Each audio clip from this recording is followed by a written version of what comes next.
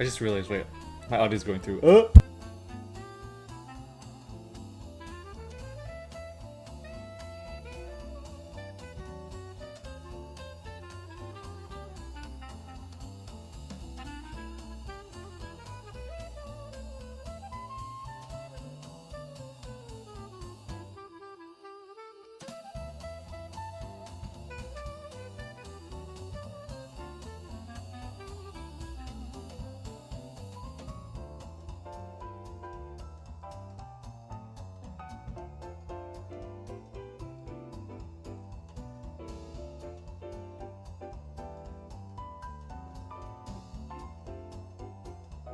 I do love a bit of roleplay. Anyway.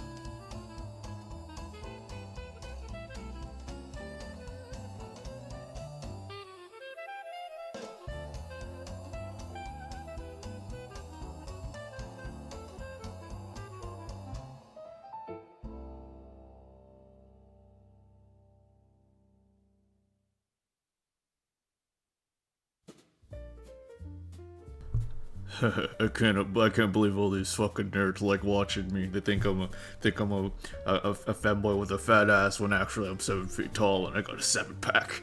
Don't ask why it's 7 and not 6. Oh my god, is my voice going through? Oh no, oh.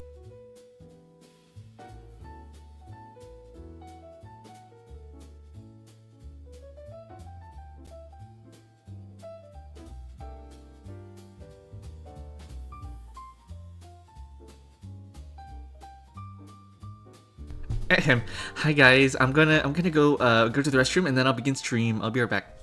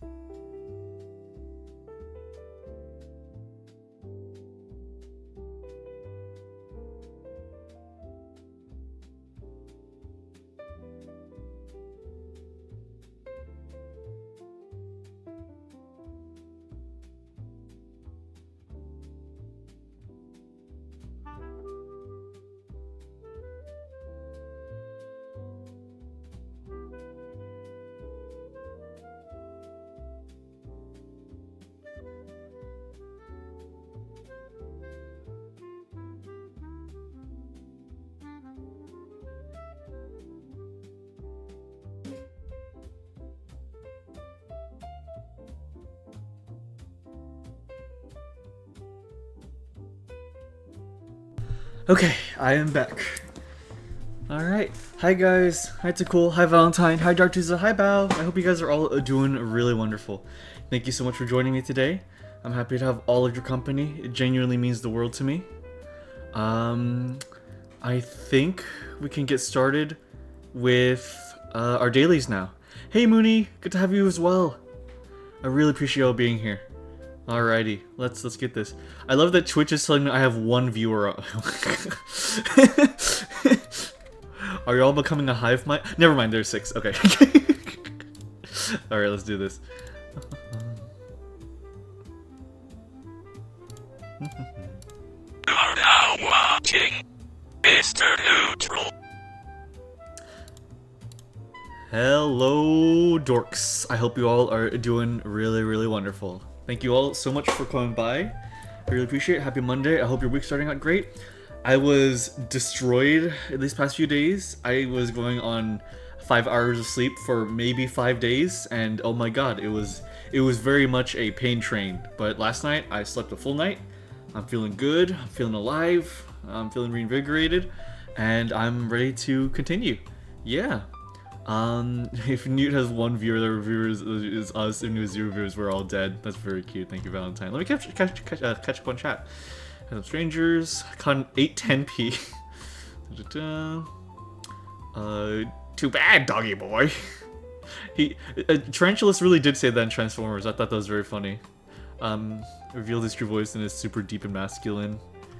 Friend gifted me a bottle of mustard. That's crazy.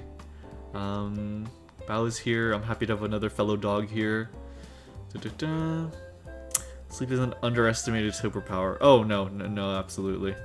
You think Waspin? Yeah, Waspinator. Yeah, Tarantulas is I think is Tarantulas dead? No. I'm getting mixed up with Pterosaur. My bad. No, Tarantulas is still around. Okay, but anyways, guys, let's start with our dailies and then go from there. Okay, let's start connections. Woohoo! We have more dogs. Yes, Bow Wowzers is a dog. Speaking of other VTubers, I want to shout out Gwen. I put them in my announcements.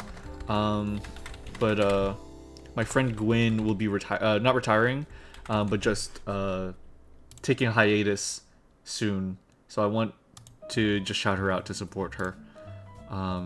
So yeah, if you're able to, you know, just say hi to her if possible. She's been so good to me, and ironically, the squirrel has been such a big part of me, you know, being where I am currently, and she's just wonderful. Yeah, please go check her out at some point if you're able to. I'm watching her as support fellow mammal. Absolutely, thank you, Takul. I really appreciate you doing that. Alrighty, but let's start with connections. How about, huh? Okay. Sorry, I have to wipe my glasses. They're a little smudgy. Okay. Alrighty. Jesus! Okay, we have Sea Monkey, Jigsaw Puzzle, Balloon Animal, Clown Nose, Whoopee Cushion, Maraschino Cherry, Funny Chicken, Lego Set, Fire Engine, Jumbo Shrimp, Pickup 6, Bouncy Castle, Water Wings, Light Bright, Stop Sign, and Dark Horse. Not that Squirrel Girl. No, don't confuse that Squirrel Girl with my friend Squirrel Girl. Okay, so Dark Horse Comics. Fire Engine? Isn't Fire Engine another comic brand? Dark Horse, Fire Engine, Jigsaw Puzzle, Clown Nose, Stop Sign, Light Bright, Water Wings. Well, okay, you know what? Sea Monkeys are like a children's toy where they raise brine shrimp. Wait, no. Yeah, how about Whoopee Cushion, Balloon Animals, Clown Nose, and Funny Chicken? These are all things that clowns would have. Air in them, I think is... Oh, things that have air in them. Oh, okay. Well, let me try this one first. Okay, no. Okay, sure. Things that have air in them. So, Whoopee Cushion, Funny Chicken, a Clown Nose, and a Bouncy Castle. These all have air in them. No, Balloon Animal. Whoops. Yeah. One away.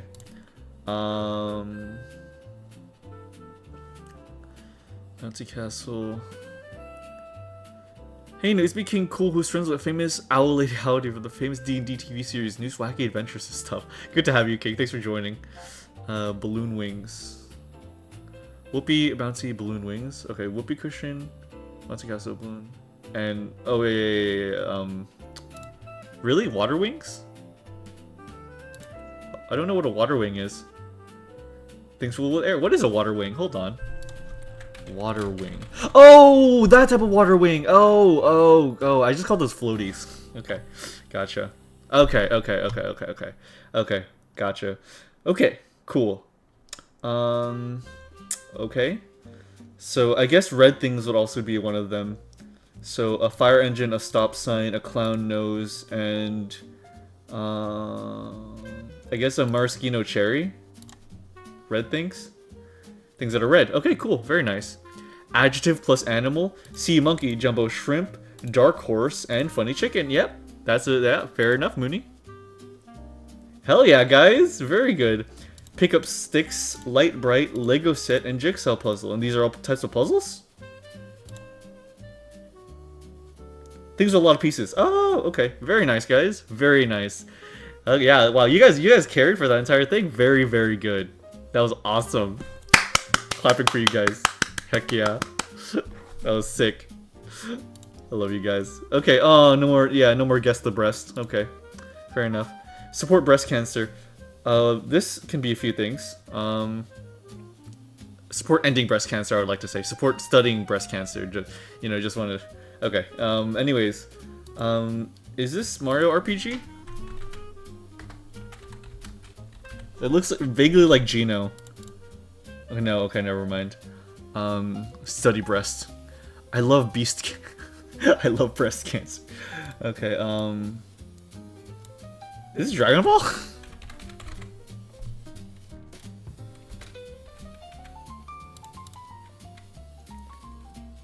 Correct franchise, wrong saga. I'm doomed. I'm completely doomed. I guess, is it Budokai? Oh my god, Xenoverse. Yoo-hoo! Woohoo! Okay. Well, there's the EA symbol, so let me try Madden. This looks like baseball, so let me try, Wait, what's the baseball, baseball... What's the baseball, acronym? Hockey? Is it hockey? For John Madden. No, it is, okay, no, wait, no, that is, yeah. No, it's football, because they mentioned John Madden. MLB, thank you, it's a cool. Okay. I think it's football, though, but let me try MLB. Let me try MLB just in case. Okay, it's football. It's old football game. John Madden Football 93. Ah, nice. Okay. Just John Madden Football. Okay. Cool. John Madden. Woohoo! Okay. Very nice. Is that what John Madden looks like? I never would have expected that. I didn't realize I've never seen John Madden before. Okay, is this an Undertale character? Is this Rouse? Is it from Delta? No, it's not.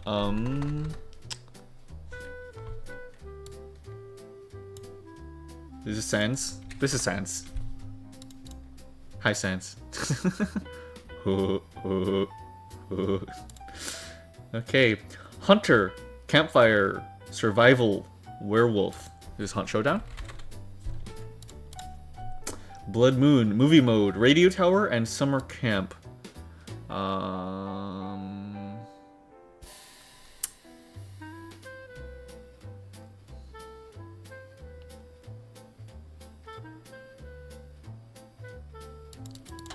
This wouldn't be Bloodline, well, Vampire the Masquerade, right? No. Teen horror, hidden clues, a night forest, secret tunnels. Yo, you watching me play it? Okay, I'll let you cook to cool.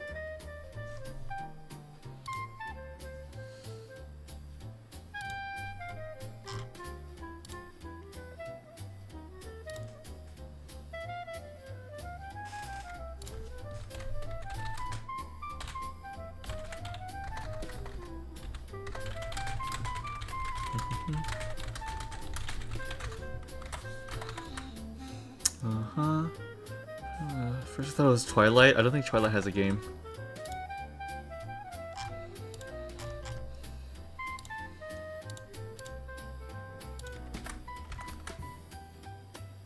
Movies have a movie mode, right? Camp game. Camp game. The Quarry? Oh. I keep on pressing. Very nice. Oh, this is that. Oh, these people. Okay.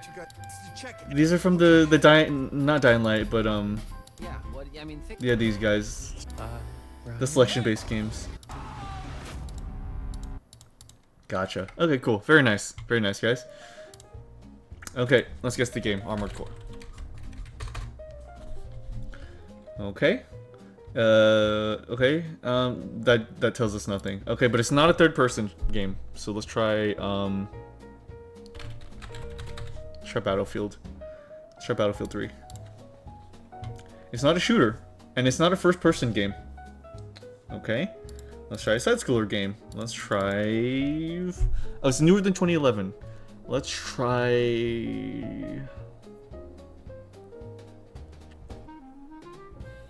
the new Shanty game.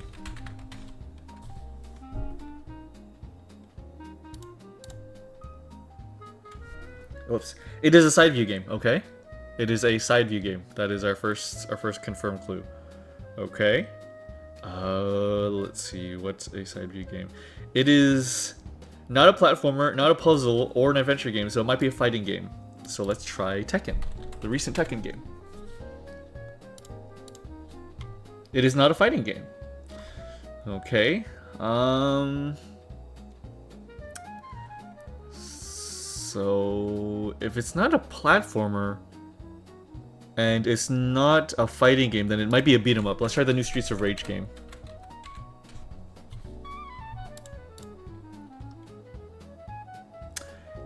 It is not a hack and slash beat 'em up game. What the heck?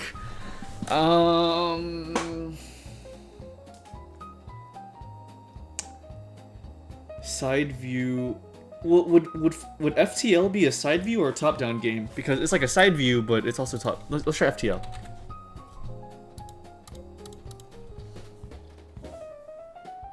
Okay, it's considered isometric. Okay. RPG, simulator, indie. So it's not an indie game. It might be a roguelike. Yeah, this is Paper Mario?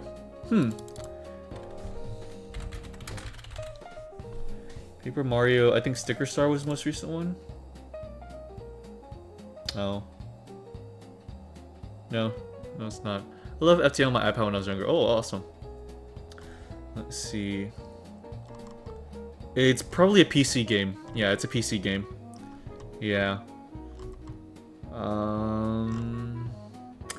Okay, so what we have is it is a PC game that is a PC RPG.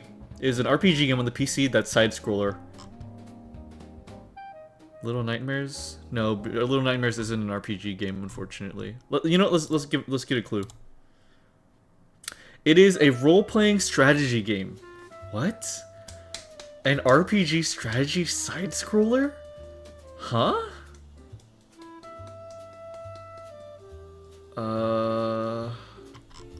And it's not only a single player game, it's a single player and something else.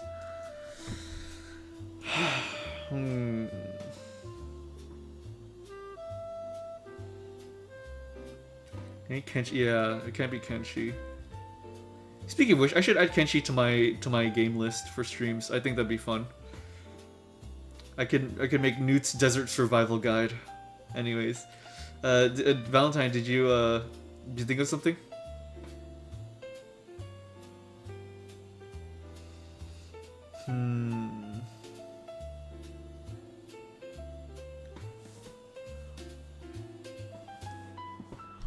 Unculinati? Oh my god, jeez. Oh, Inkoli. Nope. That's not a game in the list, unfortunately. I've never heard of that. Let me look at that real quick. Oh wow. Oh, that's pretty cool. That's actually not a bad guess. That's not a bad guess at all. Obsidian? Oh. Oh, wait, Obsidian, you mean wait, you mean Pentiment? Wait.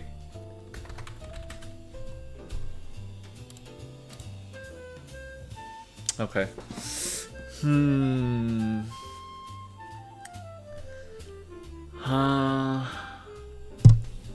Okay, let's look at the summary. So it is a side view game that is single player and something else. It is a PC game, a role-playing game, strategy game.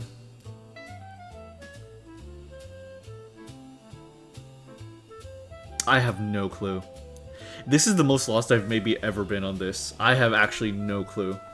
I don't know. I can't say that I know any side-scroller RPG strategies. That's crazy. You know what it might be? Hold on. Here.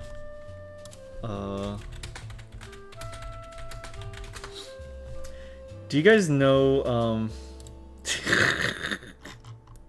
I think I have a clue. Hold on. It might be Raft Wars. It might be fucking Raft Wars.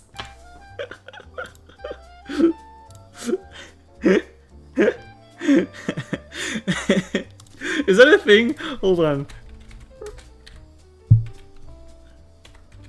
Okay, damn it. Darkest... Is it fucking Darkest Dungeon? No fucking way. Okay, okay. Legend of Mana. Okay, wait, I need to see this.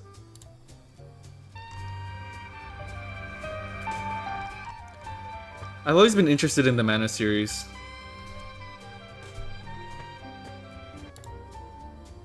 Oh, the art is very pretty.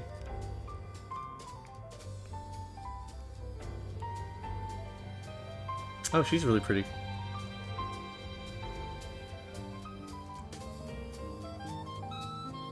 Oh my god, that's really pretty. Oh my god, I love this stuff. Whoa!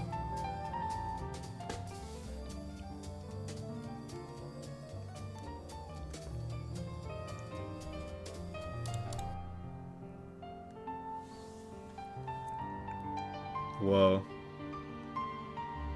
I really like this visual style a lot. Pretty. Oh wow. Anthro Race. Cool. I like me an Anthro Race and a fantasy RPG, anime RPG. This is very pretty.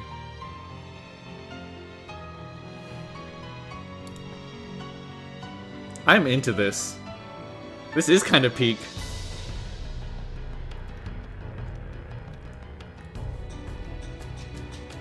This is Legend of Mana King.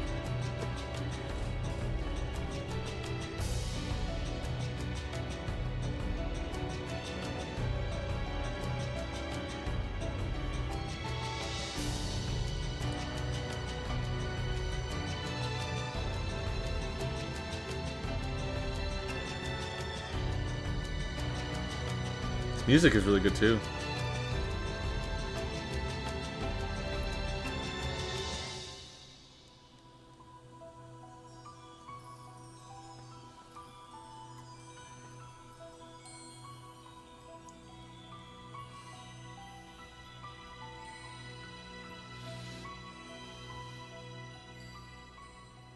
I am incredibly interested. I'm very interested. This is a 30th anniversary, so this might be like a remake. Wait, hold on. I want to look up gameplay. The Mana series is famously just a really good RPG series that is known to have pretty compact games. Like, they're not going to be too long RPGs here. Legend of Mana. I want to see the gameplay.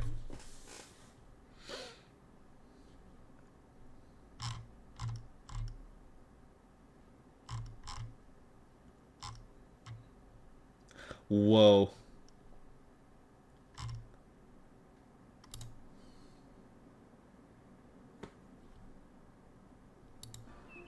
Oh my god.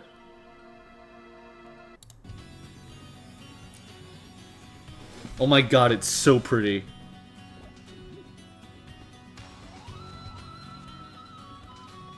Oh my god, that is insanely pretty. What the fuck? I mean, I know this is the remaster, but still. Holy shit! That looks really good. Oh my god, the soundtrack, dude.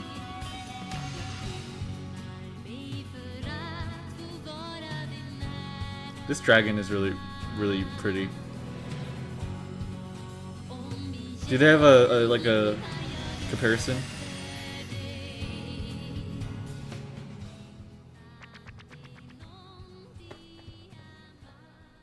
I'm in love. I'm actually like very into that. I'm very, very into that. Intriguing. I will keep the Mana series in my purview. Anyways, guys, let's do our thing. Woohoo! All right. Okay, let's do this. Thank you all for making it. Let's play some Phoenix Wright.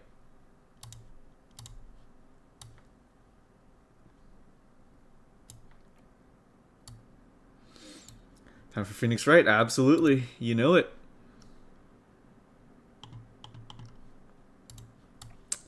Okay.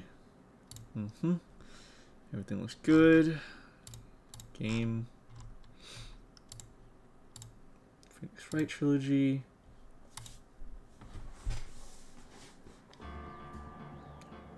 Oh, thank goodness the screen like changed itself to how it should be, like the resolution it should be. Okay. Turn my stamps back on.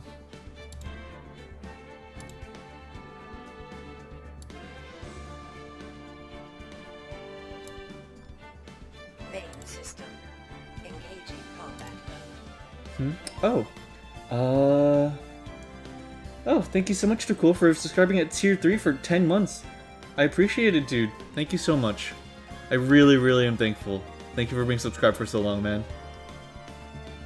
Really appreciate it. Thank you. Heck yeah. I'm happy to have your guys' support. Okay. I think we everything looks good. Let's do this, guys. Okay, we push towards the end of Phoenix Wright. I don't know if we'll be finishing it today, but let's do our best. Let me get a sip of water before.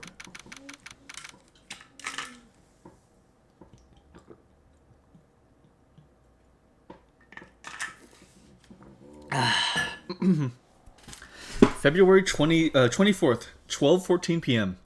District Court, courtroom number 9. Oh boy, here we go. The court will now reconvene for the trial of Miss Lana Sky.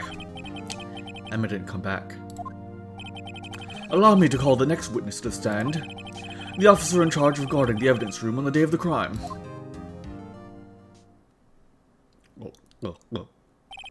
Witness, please state your name and occupation. Me, partner? Oh, I'm just a man, same as you, wandering the trails of civilization. Occasionally helping the elderly cross intersections when needed. Yes, we get it. Oh, I know, you're a patrolman! As for my name, if you listen hard enough, you can hear the howling wind call it out. To be exact, it's Jake Marshall, Your Honor. Howling wind? I've never heard Edgeworth described that way before. Now, Mr. Marshall, let me ask you something. You were in charge of guarding the evidence room on the day of the day the crime took place. Is this correct? According to papers, partner. To read. A desperado's soul is boundless as the desert sands. No paper can sum it up. Hearing Newt LARP with a southern drawl. I was born in the place where southern drawl comes from.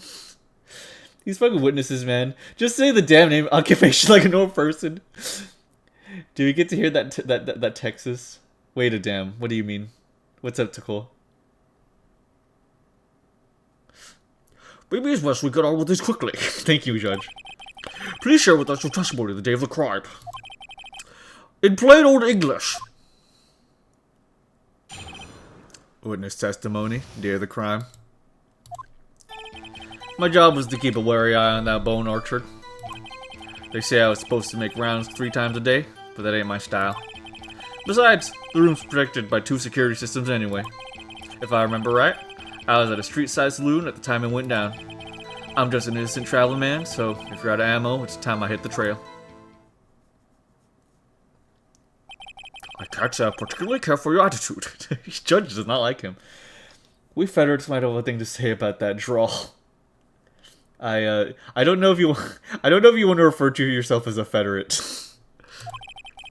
I can say I care for your beard, but you don't see me complaining. Wait a minute. What do you mean by 2 security systems? I mean the security cameras and the ID card reader. I reckon even a cowpoke like you knows about those. Yes, well, I know about the fingerprint-activated locks on the evidence lockers. Well, what about those? Sorry.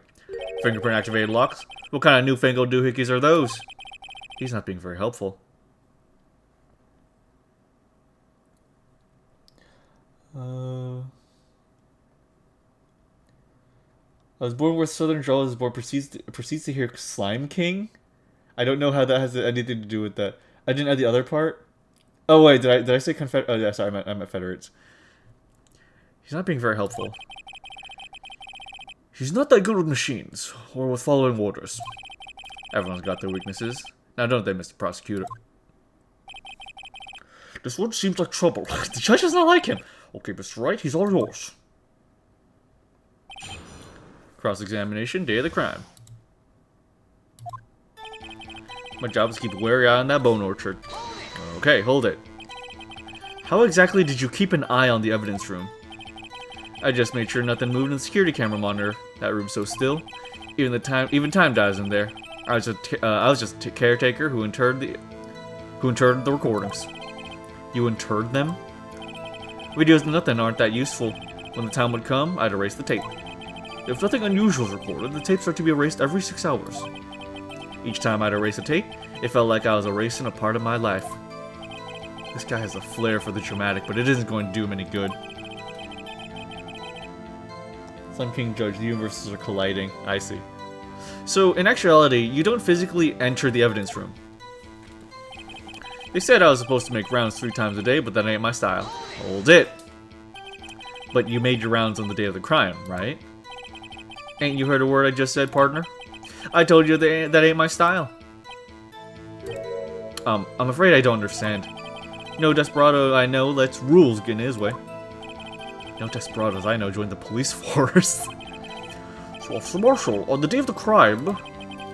Just between you and me, I didn't set foot in the evidence room that day. There was a rubber glove stuck in the victim's locker. Do you know anything about that? Sorry, partner. Can't say I do. I haven't been in that crypt in weeks. How did this guy avoid being fired? That's a great question, Phoenix. Besides, the room's protected by 2 security systems anyway. Hold it. You used to be a detective, so you used the evidence room in the past, correct? Of course. Back in the day, my locker was a goldmine of evidence. And yet, you didn't know about the fingerprint locking mechanism. Sorry, partner. I ain't good with machines. I couldn't even tell you how the bike works. That's quite incredible. The sensors on the locker handles cannot be seen. It's well known that some detectives are unaware of their presence. Now that he mentions it, Detective Gumshoe said something like that too. I like how he brought in booze and a Bowie knife that uses shave against like 10 hairs on his chin in a courtroom. Oh yeah, that's very normal. A lot of people are bringing weapons into the courtroom in this game. At any rate, it doesn't seem that this is relevant to the crime. Can you tell us what you were doing when the crime took place?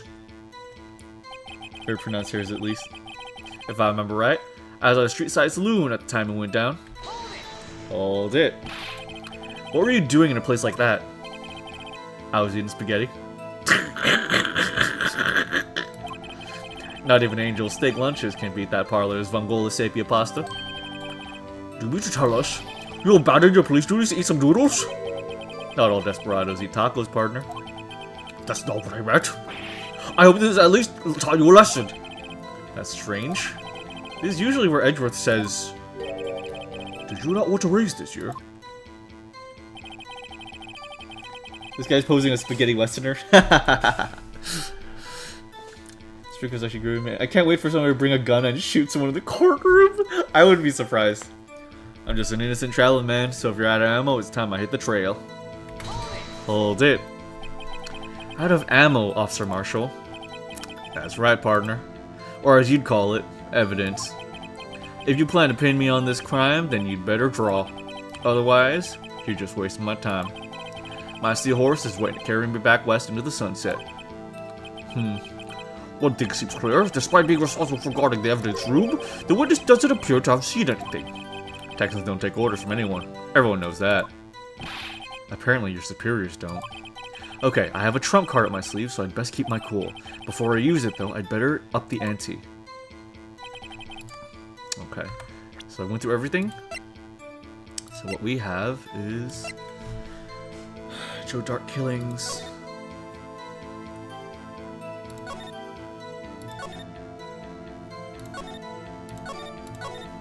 victims Neil Marshall. Oh.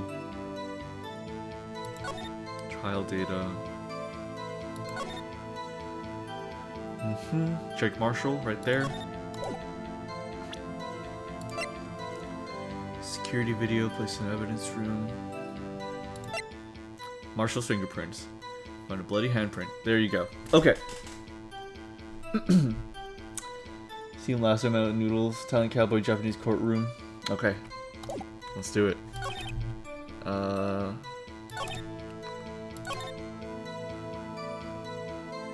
Street side saloon at the time it went down. I don't think that's true.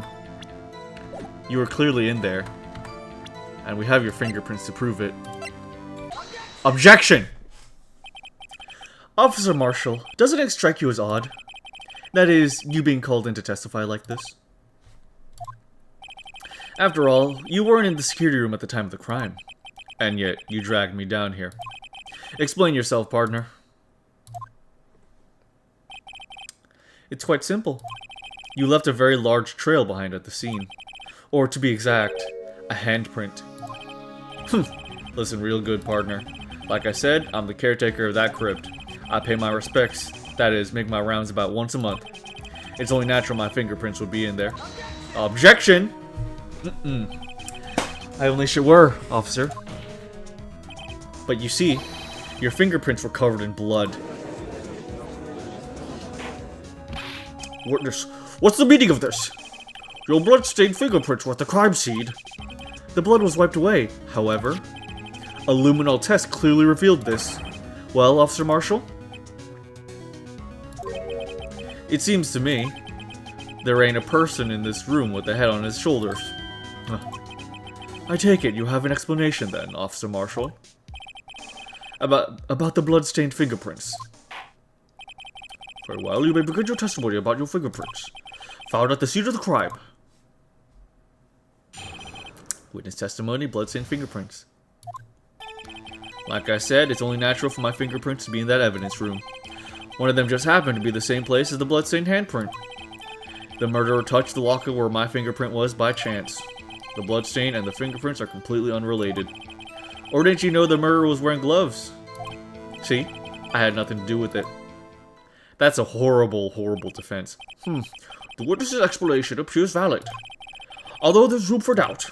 Life would be fun without any doubt, partner. The defense may now cross-examine the witness. This guy's hiding something. I can feel it. Now's my chance to prove it. Yeah, come on, man. Are you shitting me? Brutally said, nah, yeah. With bloodstained fingerprints. Like I said, it's only natural for my fingerprints to be in that evidence room. Hold it. That's because you, how did you put it, pay your respects once a month? Yeah, that's right. That and one more thing. That locker happens to be mine. What? What do you mean? I mean what I said.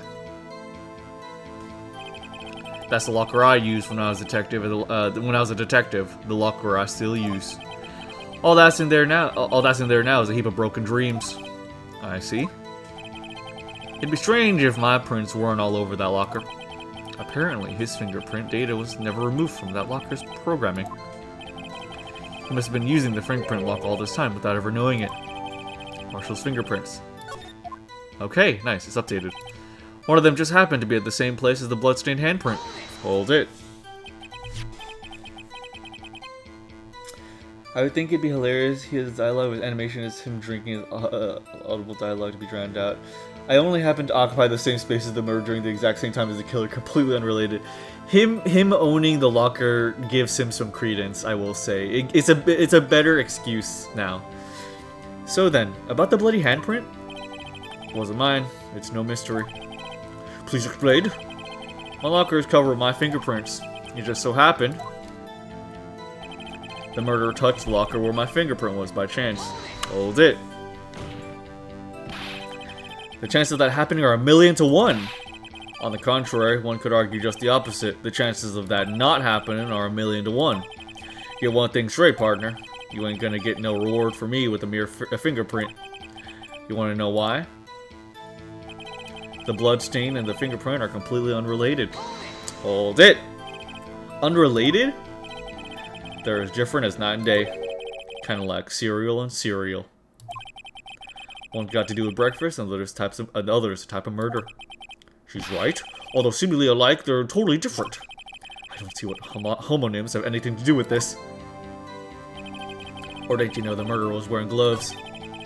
I forgot to cross-examine that one. I can't let him squirm his way out of this one. I got to find something. Something decisive to tie Officer Marshall to this crime. Let me examine that last one real quick. Or didn't you know the murderer was wearing gloves? Hold it. How do you know that?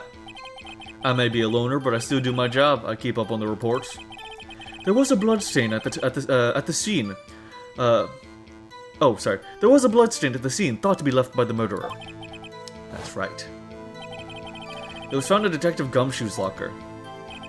However, no fingerprints were detected on that handprint. Oh yeah, I think we tried that too. So that would mean the murderer wearing gloves happened to place their hand on top of Officer Marshall's fingerprints. That's the only logical conclusion. Are you starting to get the picture, partner? The picture?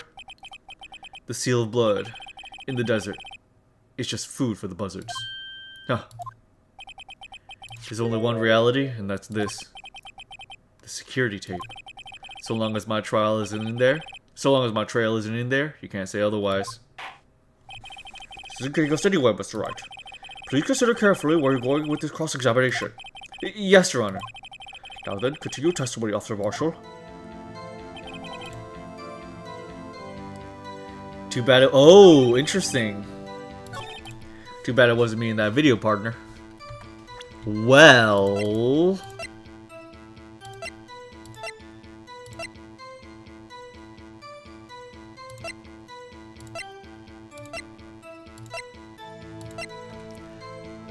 Well, he wasn't wearing gloves because one of them was used to lodge the locker open. Okay, hold on. Hold it! What do you mean by that? You want to tie me to this crime, isn't that right, partner? If so, that video is the only direct evidence you have. Objection! But that video is next to useless. It's full of blind spots. Blind spots? Places you can't see. The camera's panning back and forth. The floor isn't shown. Someone was familiar with the camera's position. They could leave the room without being caught on tape. Objection! We don't have time for your speculations, Mr. Wright. Well, Mr. Wright, if you could show us evidence in this video that indicates Officer Marshall was present, please do so now. Very well. Allow me to point out your mistake, Officer Marshall. Tread carefully, Mr. Wright, or you might wind up being the one making the mistake. Now then, let's have another look at the video.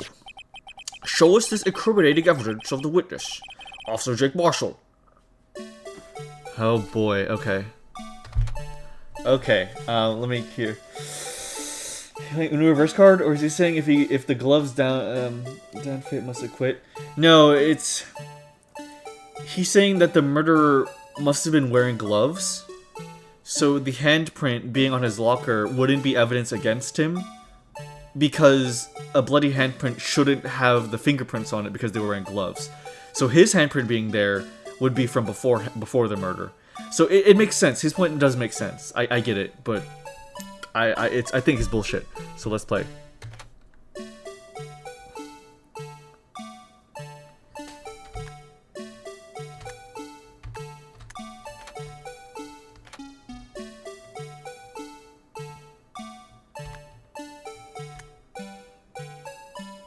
There's the glove.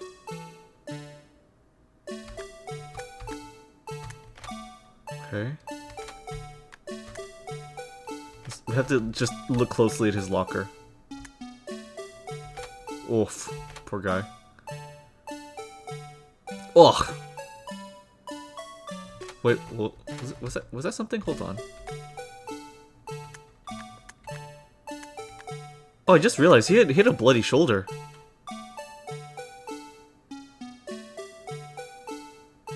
Huh. Huh. Wait. So he slashed him.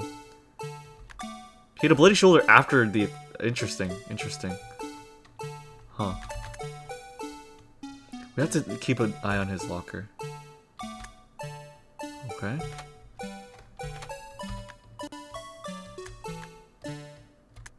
There you go. Right there. I think that's it. Take that! Bring our attention back to the security camera. Is a mistake I'm afraid you'll soon not forget, Officer Marshall. Oh. It'd be funny if we just see his hat poking out from behind the locker. That'd be very funny. No, I did notice there's a new piece of paper there at the end of the recording. Get his ass. The days are short in Texas, and so are our tempers. Could you sum up what you have to say in 8 words or less? Very well. You can clearly be seen in this video. Oh, cold! Cold, Phoenix! Fucking cold. Get his ass! Fuck, yeah! Exactly 8 words. Not bad, partner. The key lies in a certain locker shown in the video.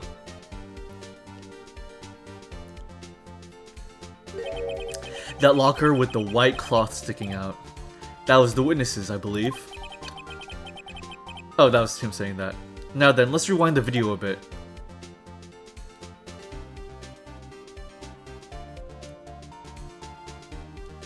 Yep. Uh-huh. Uh-huh. And it's not gonna be there. Yup. This home-braised Texas toast, that's good. Oh, the white cloth! It's gone! What's the meaning of this, Officer Marshall? When the crime took place, the white cloth wasn't there. Then, it suddenly appeared. There's only one explanation. Officer Marshall, you were in the evidence room at the time of the crime. What's more, you opened your locker when the camera was turned away. Order! Order! It would seem that that's your... Hold your horses. Sorry, partner. But you got the wrong man. So what if my locker was open? That doesn't mean I'm the one who opened it. The murderer needed to hide something, so he opened the locker and stuck it in. It's not my fault he happened to choose mine.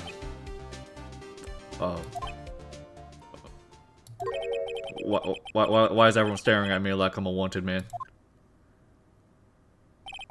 Holy fuck, this guy is dense. This guy isn't just playing dumb. He really doesn't know. I hate to rain on your parade, but you're the only person who can open that particular locker. Oh yeah? I call your bluff. You say I opened that locker, now prove it. I like that everyone, like, completely knows that he's wrong, but they still want me to submit evidence. Insane. Yeah. Take that, fingerprint sensor. Yes, we talked about this earlier today. The lockers can only be opened by the detectives they belong to. What kind of crazy talk was this? Well, Detective Gumshoe did mention something about this. In any case, the locks aren't that obvious. There's even some people in the force that don't know about the fingerprint locks.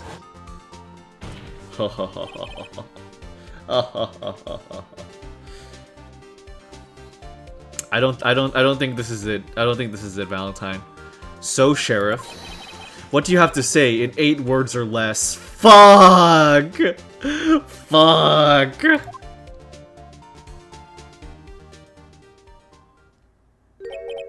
I only got 1 word for you, partner. No! Whoa. Order! Order! Order! Witness! Explain yourself!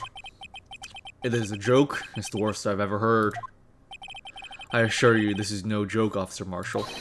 Now then, please tell us what you were doing in the evidence room at the time of the crime. Ole, please answer the question. Why'd you say Ole? What is he now, a bullfighter? That's right, Officer Marshall. I believe we can figure the rest out from here. We can? Have a look at these floor plans. There's no place for someone to hide in the evidence room. Yet, Officer Meekins didn't see Officer Marshall. If that's so, then where was the witness? It seems Mr. Wright has an answer. That's right. The only possible conclusion. Well then, let's hear it. Where was Officer Marshall at the time of the crime? No fucking way. No fucking way it was him dressed as the victim. Oh man. Oh man. Dude. Holy shit. Yeah. Dude. Expected to be called as lunch lady. He broke pretty quickly. Yeah. Take that. Officer Marshall was standing right here. There, but that's where the victim, Detective Goodman, was. Correct. Unless the man wasn't Detective Goodman. I believe the victim in the video is Officer Marshall. It was you, dressed up like Detective Goodman. Objection? But that's preposterous. Officer Meekins witnessed the detective at the crime scene. Once he saw the man's face, he'd know for sure. Objection! May I point out, though, that Officer Meekins did not know Detective Goodman. He also testified about the man's reaction when confronted. When I entered the officer's room, I asked him to show his card, sir. Yes, and how did Detective Goodman respond? He suddenly pulled out a knife on me. Something about the officer's story puzzled me. If the man had his ID card, why didn't he just show it? Yes, he would have needed it at the evidence room, so he must have been carrying it. The answer is simple. He couldn't show it. Huh. As you can see, Detective Goodman's picture is on his ID card. Oh, I get it. If he showed that, his cover would have been blown. Officer Meekins would have realized the man wasn't Detective Goodman. So, do you have anything to say to this, Officer Marshall? You got quite an imagination, partner. We got a term for that. It's called circumstantial evidence. Circumstantial evidence? He's still denying it. Wow. You're gonna have to do better than that to break a detective. Unless you have hard evidence proving I was dressed up as the victim. I can't say I particularly care for your uncooperative disposition. I can't say I care for your beard, but you don't see me complaining. Well, Mr. Wright, you have any evidence proving beyond a shadow of a doubt that Officer Marshall dressed up as the victim? Well, he's really upset. Well, who am I kidding? I don't have anything like that. I can see the fear in your eyes, partner. Seems you're the one who couldn't take the desert heat. Ugh, this can't be happening. It's so obvious he's the one. What can I do? Tisk, tisk, tisk. It looks like your lack of experience has finally been exposed. I'll pass on to you what someone told me when I was starting out. When you've run into a wall with no place to go, return to the basics. The basics. For me, that would be what Mia used to tell me. Phoenix, try thinking outside the box. I shouldn't look for proof that Officer Marshall was in disguise, but rather I should look for evidence that came about because he was in disguise. Why do you think his locker was open in the first place? What to read? There's no reason for Officer Marshall to open his locker at the time of the crime. Yet, he did, despite the chance it might be discovered later as it has been. Which means he didn't originally plan to open his locker. According to the defense's argument, Officer Jake Marshall dressed up as Detective Goodman at the time of the crime. Wow, the judge is on my side. Then, after the crime was committed, he opened his own locker for some unknowing reason.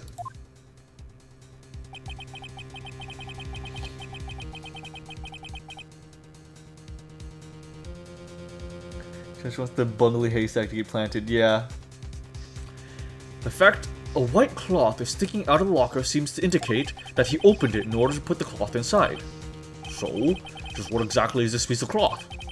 Perhaps the video is the key to all our unanswered questions. I don't have any evidence, so this video is my only shot. Very well. Let's take another look at the security tape. After committing the crime, the witness opened the locker and put away the white cloth. Please show us why the witness had to open his locker. Alright, let's do this.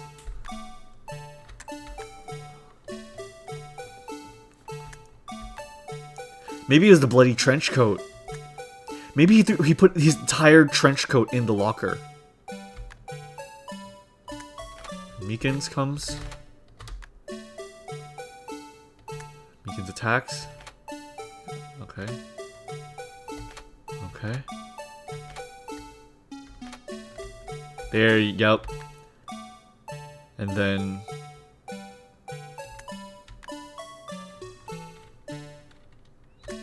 Okay. Okay. Let's point out the bloody trench coat. That has to be it. He couldn't take it out because it was bloody, so it would have blown his cover. Take that!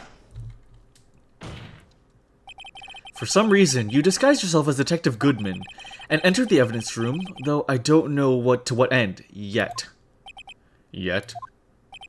However, something unexpected happened. Officer Meekins barged in on you. When asked to show your ID card, you pulled a knife on him. However, Officer Meekins panicked, and the white coat you were wearing was soiled with blood. A bloody white coat. You couldn't just walk out like that, so you hid the coat in your locker. Not bad, partner.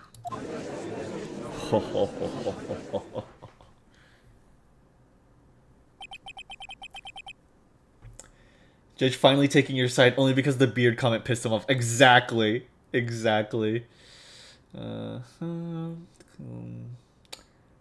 Alright. Now then, Officer Marshall. Are you ready to tell us the truth? Looks like I underestimated y'all. I hope you're happy now, Mr. Edgeworth. 2 years ago, if you were only half as persistent as you are today, we all wouldn't have been here now. Now could we? We wouldn't all have to be here now, rather. Officer Marshall, tell the court what you did. All of it. Alright. It seems the time has come. Marshall's confession, witness testimony. I had to do it that day. I couldn't just stand by and let it die.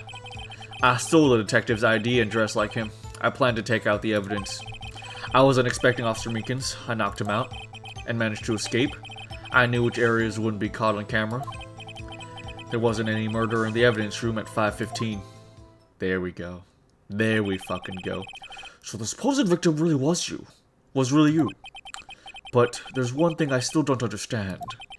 Traces of a large quantity of blood were found on the floor of the evidence room.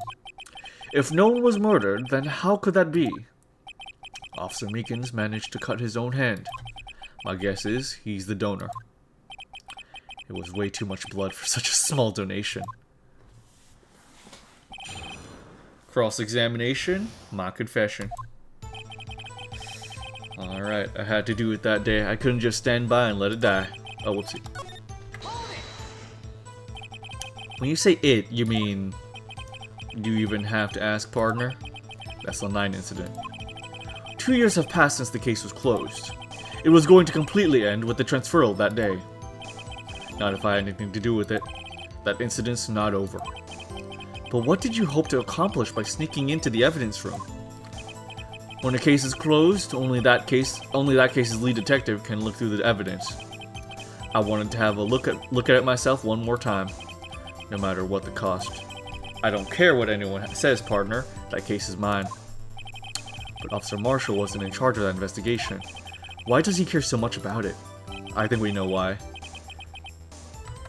I think we know exactly why he's so invested in solving that case. A certain Neil Marshall being one of the victims. That day was my last chance. That's why I stole the detective's ID and dressed like him. I plan to take out the evidence. Hold it. Why did you disguise yourself as Detective Goodman? If I didn't make it look like Detective Goodman was carrying out the evidence transferal, I'd be arrested for stealing evidence, which wouldn't get me anywhere. So you did it to fool the security camera. And the detective's ID card. I stole that the morning of the incident. So that really was why Goodman started filling out the lost item report. I returned his ID card. I left it on the floor in the prosecutor's office parking lot. The ID card I found was left there by Officer Marshall. So essentially, you managed to succeed despite your lack of foresight. What do you mean, partner? I mean, the fingerprint-activated lock, of course. No matter how well you disguise yourself, you can't change your fingerprints. Under normal circumstances, you wouldn't have been able to open that locker yourself. But you could, because a rubber glove just happened to be stuck in the door. That means Detective Goodman must have opened the locker before Officer Marshall. I wasn't expecting Officer Meekins. I knocked him out. Hold it. You pulled a knife on Officer Meekins and tried to drive him off? Let's just say I was a little surprised. I only planned on being in the evidence room for no more than 5 minutes. I didn't think anyone would actually come in during that short time. Officer Meekins certainly is one in a million type person. Mistaking a detective for an intruder and demanding to be showed his ID. I'll have to think a little more about his raise this year. When did Edgeworth get so much influence? Anyway, he threw himself at me and I ended up cutting him slightly. I'm sorry it had to turn out that way. With me knocking him out and everything.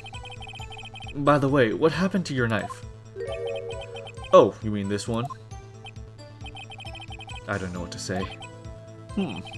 So Dr. Officer Meekins out and... It is the same knife. That's very funny. Give Meekins a raise, actually. I think Meekins does deserve a raise. I think he has done nothing wrong in this case. And managed to escape. I knew which areas wouldn't be caught on the camera. Hold it. So, you did your research beforehand. Those who go into the desert unprepared don't live long, partner. Didn't think it would make a difference, though. The security tape is erased every 6 hours. If all had gone as planned, no footage would have been left. However, you bloodied your coat in your struggle with Officer Meekins. If someone was in the security room when I came out, the jig would have been up. I'll open my locker and stash it in there. What was Officer Meekins doing that time? What else? He was sleeping like a baby. So what you say is all that day? There wasn't any murder in the evidence room at 5:15. Hold it. Funny and dark, yeah. But the blood found at the scene certainly indicates a crime took place. What are you, blind? The victim shown in the tape is me, and I'm not dead yet, partner. So you stole the evidence from the locker. Actually, no, I didn't. Why not? It shattered. When I opened the locker, the evidence was already gone. What? Mr. Edgeworth, where is that evidence? It's still missing, Your Honor. Detective Goodman's locker was already empty. Someone else stole the evidence. Officer Marshall, may I ask you one thing? Fire away, partner. It's a free country. Just remember, I'm also free to decide whether or not to answer. Why did you do this? Stealing a detective's ID, injuring a police officer. This is no small offense. Moreover, you're an officer yourself. This will have serious consequences. It can't just be forgiven with a simple cut in salary. Not that salary cuts are ever a valid solution. Like I said, this isn't your case. This one is mine. And I'll do anything it takes to get an answer I'm satisfied with. The witness has an unusual amount of zeal. Let's hear more. Ooh, I can't just forget the SL9 incident. You know why? You're under oath? Yeah. But that case was solved 2 years ago, wasn't it? That's the reason the evidence was stored in the evidence room. Joe Dark was convicted for his crimes. One thing I can say for sure is he deserved his sentence. I remember the Joe Dark case. It involved serial murders, didn't it? I don't intend to complain about how it turned out, but there's something that still bothers me. Something went down at that trial. Something no one will talk about. What happened? I don't know. That's what I'm trying to find out. Why is he so concerned with that incident? Maybe I should present him with what I think his real reason is. I had a feeling we'd wind up here sooner or later.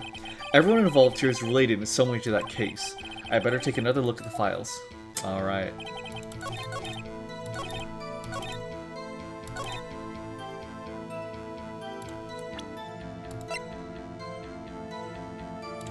Objection! Officer Marshall, I think I understand. I think I know why you care so much about the SL9 incident. Sounds like you've been sipping too much cactus juice, partner. I have the SL9 incident file here. The name Marshall is mentioned in here. Oh. In a list of murder victims. Neil Marshall. Are you related to this man? Neil Marshall. Yeah, I'm sure you've heard the name. 2 years ago. Oh.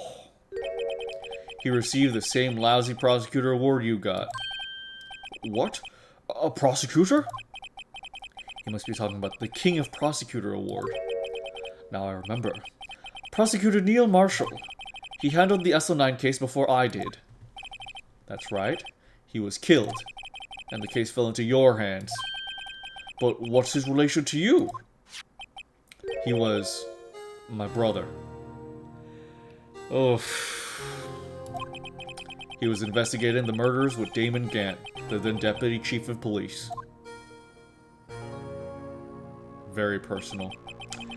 The group of detectives I was part of worked under them. Oh, that's him there then. I see. We were desperate to prosecute the killer. Woof. Joe Dark. My brother fought Dark and was killed. That was the first time Dark left behind any evidence. That's all we needed.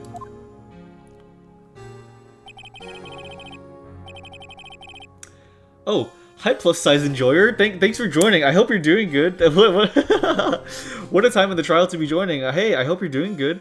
Yeah, we're solving a serial murder crime. He's going way out of line to get grit and progress done. He is. I can't blame him for what he's doing. He's doing it very wrong, but I can't blame him. He was arraigned and incarcerated. The case was finally closed. I do hope you're doing good, plus size enjoyer. Thanks for finding your way here, my friend. I was locked in for 2 seconds so I remember my username. Amazing. Thank you for being here. Oh my fucking god, your profile picture is Zorro with the Jamaican flag. That's incredible. Okay. He was arraigned and incarcerated. The case was finally closed. At least, according to public records. What do you mean? My brother couldn't have been killed by Joe Dark. I knew my brother better than anyone. No one could have beaten him in a fight. And that's it? That's the reason for your insane actions. There's more to my brother's death than what the records say. No matter how much you try to hide it, you can't fool me. Ooh. I saw Ace Attorney had to watch. Awesome. Good to have you. It's always great to have another friend here. Thanks for joining. Well, at least one thing's for certain. Now we know what happened at the police department on the day of the crime. That was the last day the SL9 case could be reopened. Not satisfied with its resolution, Officer Marshall planned to steal the evidence. Disguising himself as Detective Goodman, he entered the evidence room. Officer Meekins confronted him, so he rendered him unconscious and fled. Yes, this mystery has finally been cleared up. No murder took place at the police department that day. The things that happened by chance never cease to amaze me. At exactly the same time as the murder at the prosecutor's office, this fake murder was going on at the police department. Chance? It's got to be more than just that. So if no one was murdered at the police department on the day of the crime, that means the murder in the prosecutor's office parking lot was the real one. Which in turn means only one person could have committed the crime. Chief Prosecutor Lana Skye. Objection! But wait, a verdict wasn't reached in yesterday's trial. Objection! Which is why we examined the incident at the police department today. But there's only one reason the defendant was not convicted yesterday. There yet remained the mystery of the simultaneous murder at the police department. It seems to me this boy's got the draw on you, partner. All of the mysteries at the police department have been resolved, no doubt about it. Our sole murder took place at the prosecutor's office. The only suspect is Lana Skye. And the testimony of one Miss Angel Star is completely incontestable. If only you have a response. Make it a single word or less. Oh my god! Fucking hell, Edgeworth! Fucking hell! Oh, fuck you! Fuck you, Edgeworth! Why are you one of the best characters ever? Fuck! Okay. Ah! I rest my case.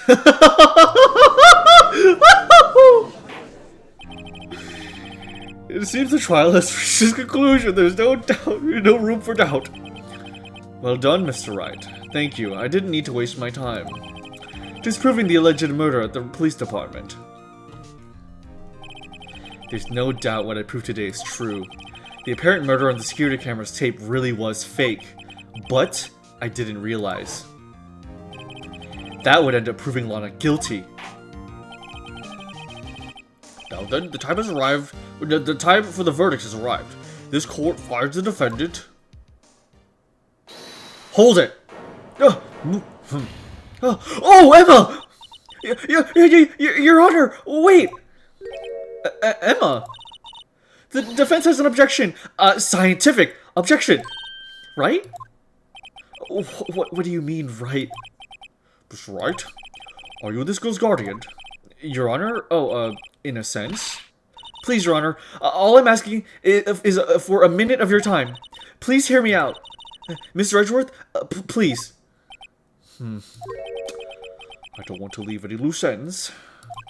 Do you want a minute? I'll give you 3. Oh, Edgeworth. Hold on, let him cook. Yeah, right. I was kind of in shock. I mean, finding out the SO9 incident referred to the Joe Dark killings. Now that she mentions it, the names of both Sky sisters were in that file. But that's when I figured it out. I mean, what Officer Marshall was trying to do that day. So I knew his fingerprint had nothing to do with the crime. That left only one thing. The other handprint. You mean the traces of blood found on Detective Gumshoe's locker. But no fingerprints were found on it, right? No, but I figured if I examined it scientifically, I'd be sure to find a clue. So, I ran over there and looked at it again. Huh. So, did you find something? No. Huh? Sorry. I guess I'm not much of a scientific investigator after all.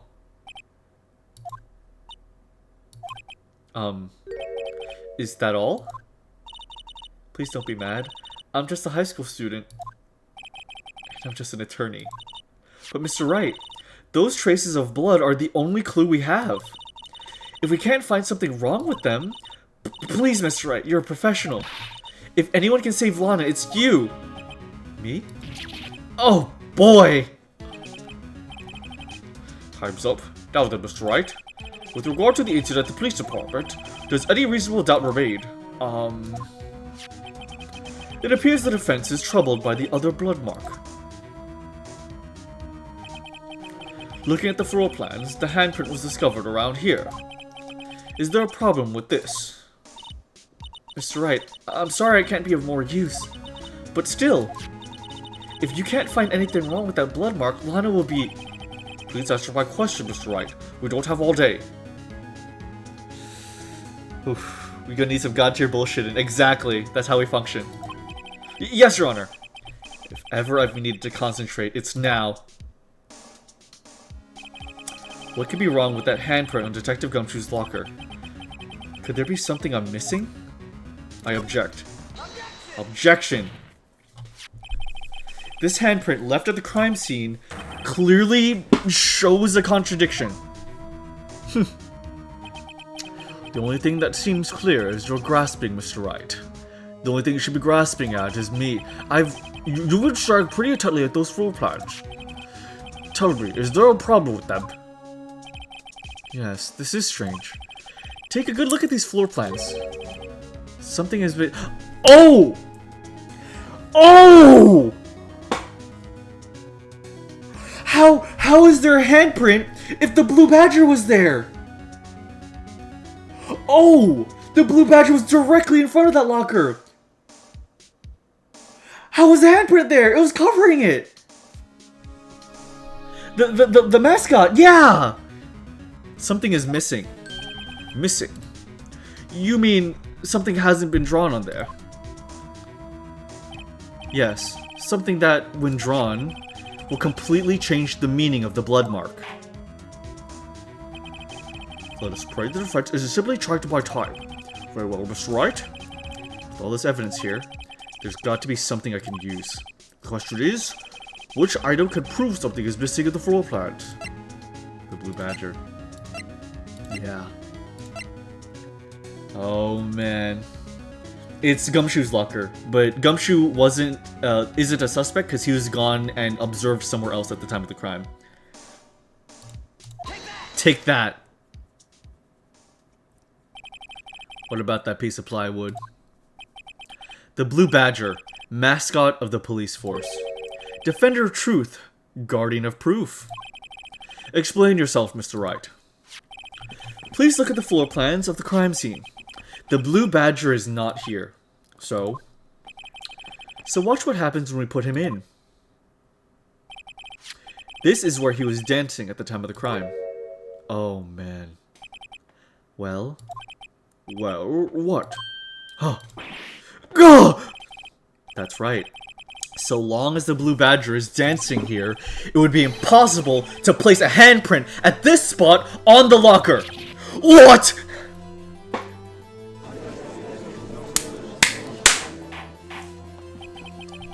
So that means, just exactly what does that mean? It means it can't be done. What are you saying? Blood traces were undeniably found on the locker. Don't look at me, I didn't put it there. Mr. Wright, think it through scientifically. Emma, on that afternoon, Officer Meekins was the one who brought the Blue Badger to the evidence room, right? After he put it down, it would be impossible to leave a handprint on that locker. So that must mean this blood mark was left there before the Blue Badger was brought in. Just one moment, I will not allow such far-fetched balderdash in my courtroom. It may sound far-fetched, Your Honor, but it's the only possible explanation. On February 21st, in the police department's evidence room, blood was spilled not once, but twice. But how? Oh! Oh my god! He was murdered in the locker room! He was murdered in the locker room! Oh my god! Holy shit!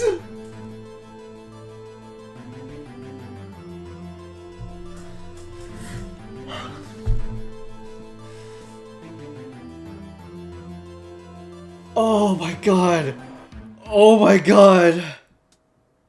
Now, of course Edgeworth wasn't the murderer. Oh my god. Oh, okay. But how? One time was captured on this tape, taken by security camera. Officer Meekins cut his hand from which a trivial amount of blood was left. The problem is the other time.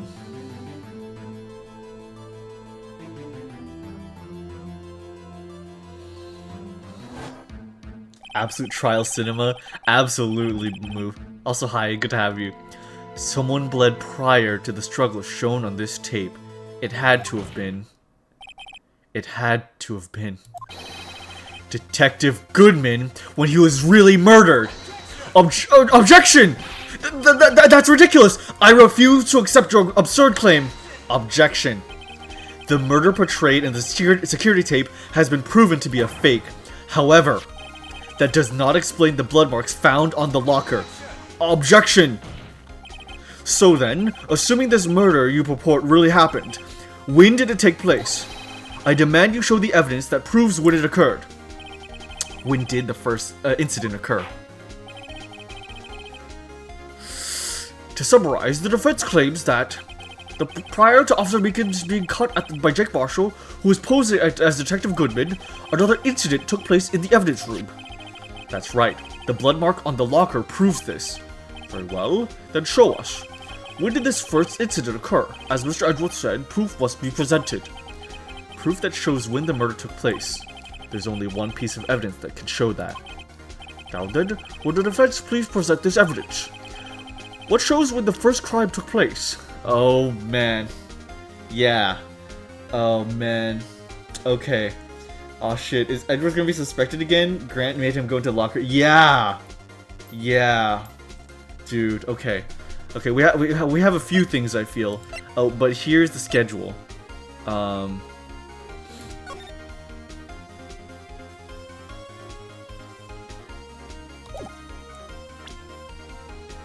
I think it has to be the schedule, right? Take that! If the crime took place inside the evidence room, then the killer would have had to enter it. And in order to do so, an ID card would have been required. An ID card? Oh! The ID card record! Officer Meekins brought the Blue Badger panel into the evidence room at...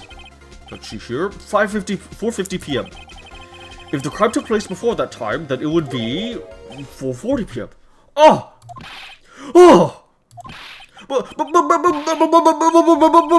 Miles Edgeworth! Just what have you done? I never would have figured you had the nerve, boy. Drop the act, witness. It doesn't take a lot of thought to figure out it couldn't have been me. Nope, I ain't getting it. I'm afraid I don't understand either. It's clearly from the luminol test the blood was there. However, when the second crime took place, both Officer Meekins and Officer Marshall failed to notice the blood. That means the blood from the first crime was wiped away. But the real murderer. I would have had just 10 minutes to murder the victim, carry his body away, and then clean out the blood. Unfortunately, that's physically impossible. That would mean the crime must have taken place before Mr. Edgeworth entered the evidence room. Let's look at the chart again. Yep.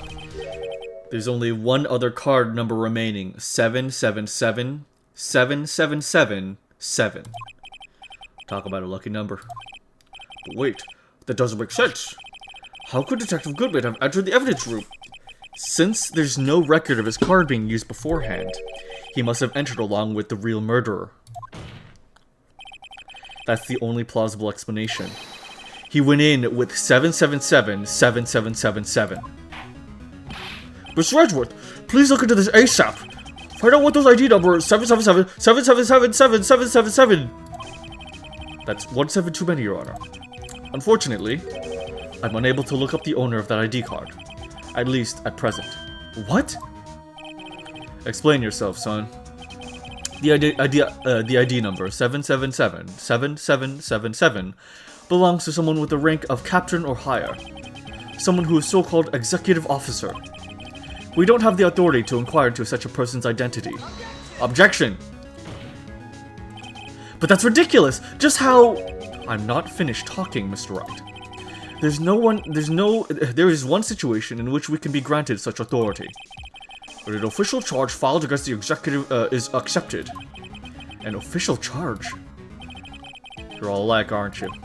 With your cover-ups and your forgeries. That's how the prosecutor's office operates. Oh man. Objection! I take pride in my work, Officer Marshall. I would appreciate it if you would keep your slander to yourself. Slander, is it? Okay. Let me ask you a question. Yes? No, not you. To her, the defendant sitting over there. Your own little executive. Lana? Objection! Don't be stupid. She's been charged with murder. Of course we've looked up her ID number. And it's not 7777777.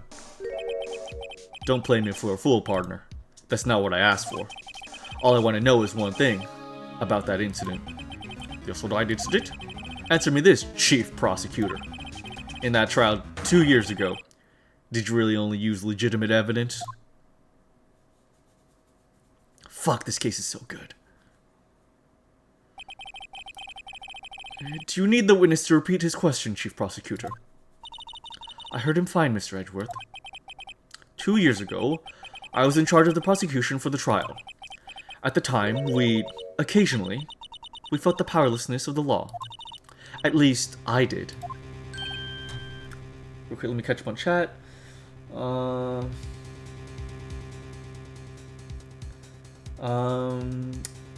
Which I bet is Grant. Give himself lucky numbers. Grant would give himself lucky numbers, yeah. On the edge of my goddamn seat. So true, plus size enjoyer. I like how they changed how the type 7... Yeah, exactly. Okay. Lana. I became a prosecutor in order to suppress crime with the law. But before I realized it, we were the ones being suppressed by the law. Defendant, just what are you saying? I'll ask you again, Chief Prosecutor. During that trial 2 years ago, did you really present all the evidence in court? Can you look at me, an investigator in the crime, in the eye and say that you did? Chief Prosecutor, you did it! I don't have to, Officer Marshall. Oh! Why don't you answer him? Drastic crimes require drastic measures. That's just the way it is. We did what we had to, in order for him to get the verdict he deserved. But Lana! Even if it involved forging evidence. Wow.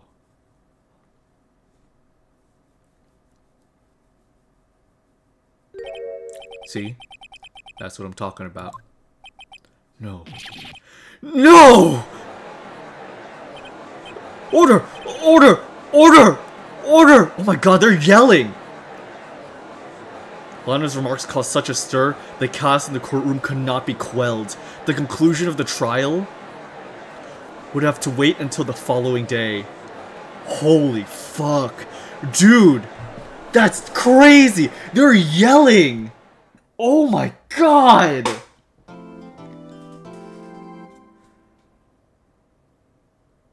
I'm actually sweating. I'm actually freaking sweating. Oh my god. This is an incredible case! Okay. Okay, guys, real quick. I am starving. I'm going to take a real quick BRB, and then we will continue. Are you guys okay with that?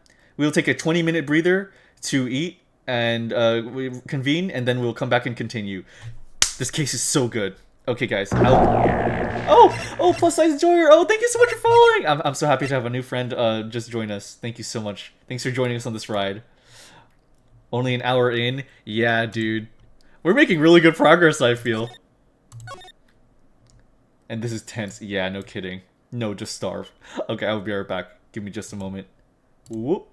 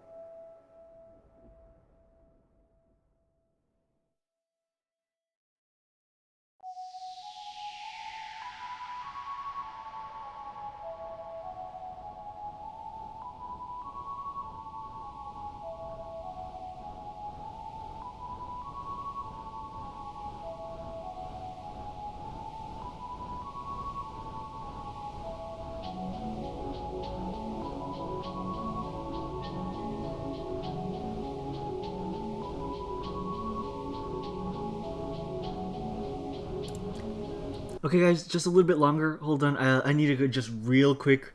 Go to the restroom, and we can begin. Thank you for your patience.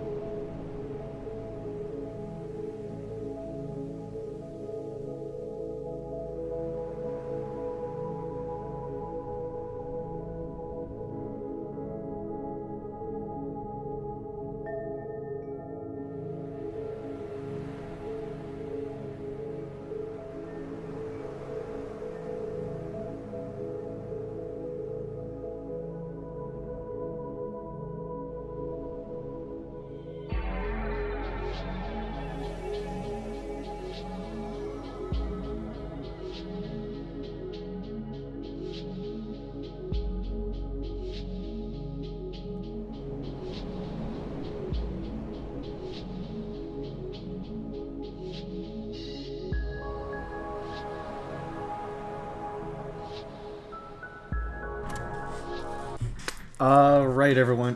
Ooh-cha. Okay. I am back. I have a lot of food in my frickin' belly, and I think it's time. I think it's time to continue.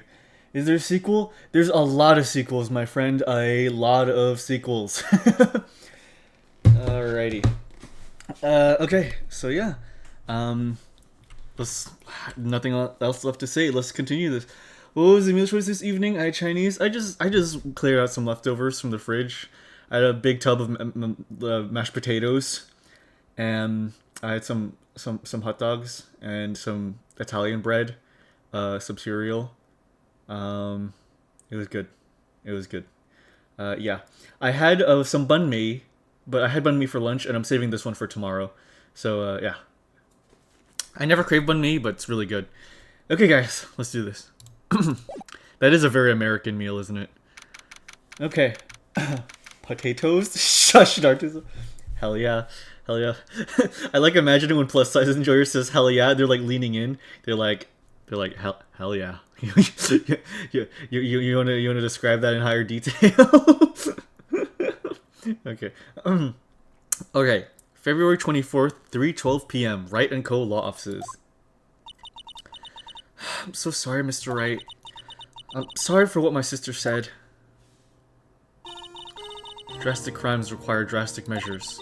That's just the way it is. We did what we had to, in order to get the verdict he deserved. You made me fix my posture with that! I didn't know. I never knew that the SO9 incident was just another name for the Joe Dark killings. Sounds like everyone's heard about these killings but me. Lana wanted Dark convicted so badly. That's why she used me. That's why she used what happened to me. What do you mean, what happened to you? It's all there in the file. Joe Dark's last victim was Prosecutor Neil Marshall. When he murdered Officer Marshall's brother, he left behind an incriminating piece of evidence. But what did you have to do with those killings, Emma? On the night Prosecutor Neil Marshall was murdered, Joe Dark tried to kill me. Oh my god. What? He tried to kill you? Oh. Officer Marshall's brother, Neil, was only trying to save me. So that means you... Yes. I was a witness in the Joe Dark trial. I didn't see that one coming. Oh my god, Emma. Jesus! It happened 2 years ago. It was right about this time of year, too. There was a terrible thunderstorm that day, unusual for the season. I was alone in my sister's office. We were planning to eat dinner together once she finished her work. That's a new sprite from her. Then suddenly, this terrifying man came bursting into the office. Joe Dark. It seemed like he was running from someone. He pulled out a knife and screamed at me. I didn't know what was going on. Just then, Prosecutor Marshall showed up. Jake Marshall's brother. Joe Dark tried to take me hostage, but before he could, Mr. Marshall tackled him. Then, what happened? I'll never forget it. Lightning struck, and the lights went out. Suddenly, a bolt of lightning flashed outside the window, lighting up the office for an instant. What I saw then burned a permanent picture in my mind. That I can still see it now. A permanent picture. What did you see in the instant that crime occurred?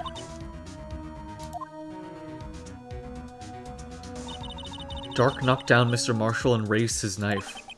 Neil Marshall was stabbed right in front of this poor girl. I don't remember what happened after that.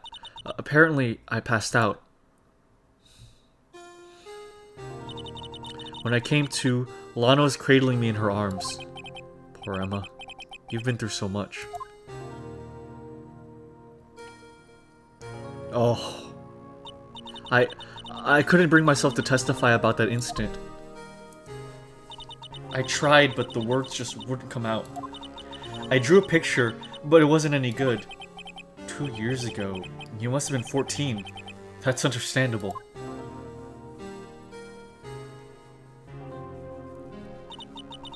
The funny and happy Science Girl's tragic backstory, yeah. Once it was all over, I made up my mind. I decided that when I grew up, I'd become a scientific investigator. I want to be able to fight crime with my testimonies. And find the evidence to make an airtight case. That way, Lana would never have to forge any. Oh my god. Oh. Man. I see. I think I'm finally starting to understand what makes Emma tick. But there's still something that bothers me about that crime. I don't remember that moment when Dark stabbed Mr. Marshall. So you weren't able to testify about that. No, I was only asked about when I was attacked. That must be why why she made up the crime. Made it up?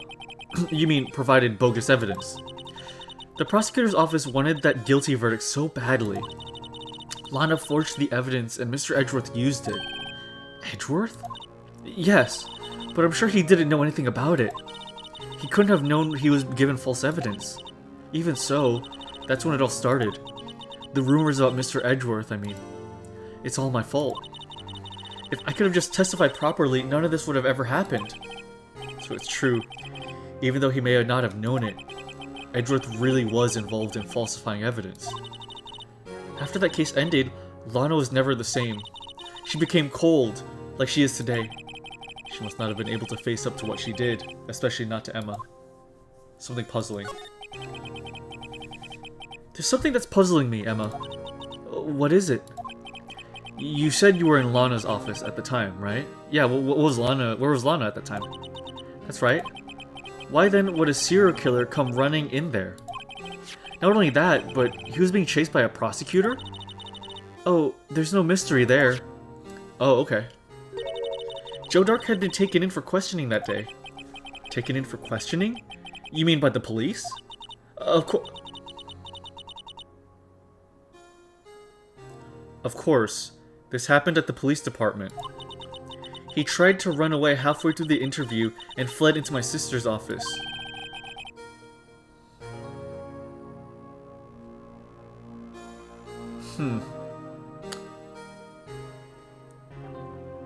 Okay. Okay, guys. I have a thought. What if Joe Dark is not the killer? What if Joe Dark was not the serial killer? I personally feel that the actual killer was Damon Gant. I think Damon Gant is the actual killer, and he got some random guy. He got Joe Dark to like be a straw man. Like he framed Joe Dark, and he essentially pushed Joe Dark to like against the wall. And in this case, Dark panicked, ran to the prosecutor's office, and like, you know, with the knife, like terrified. You know, I feel like Damon like planned that and orchestrated that. But his name is Dark. He has to be guilty. His name is Demon.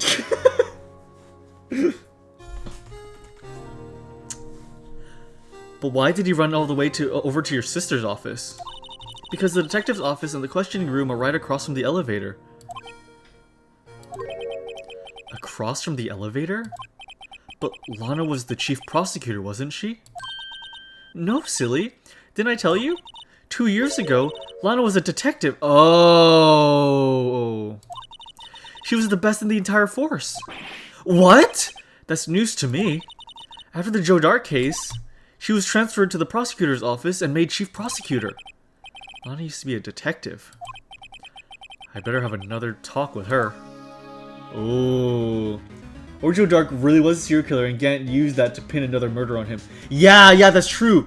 Yeah, that's true. It could have been that Joe Dark was a serial killer already, and Gant did murder somebody and then used Joe to cover himself up. That's a good, yeah. Knowing this game, there's probably a convicted felon named Hey Done It. Oh yeah, absolutely. Absolutely. And he's probably framed and innocent. Alright. Okay, detention center. February 24th. Detention Center, Visitors Room. Lana. Mr. Wright? It seems I keep causing you trouble. Falsifying evidence. I didn't think you were the type. Criminals don't mind playing foul, why should we? But Lana, you're wrong. An innocent person might be found guilty. Believe me, I understand the risks. Lana, Emma told me about you. Oh? Excuse me.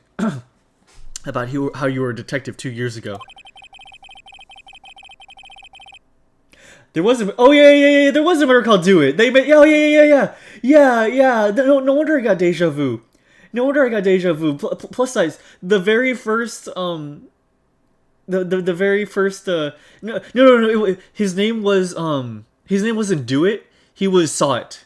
His name was Saw It. Like, Yeah. His name was Saw It. Like, So It.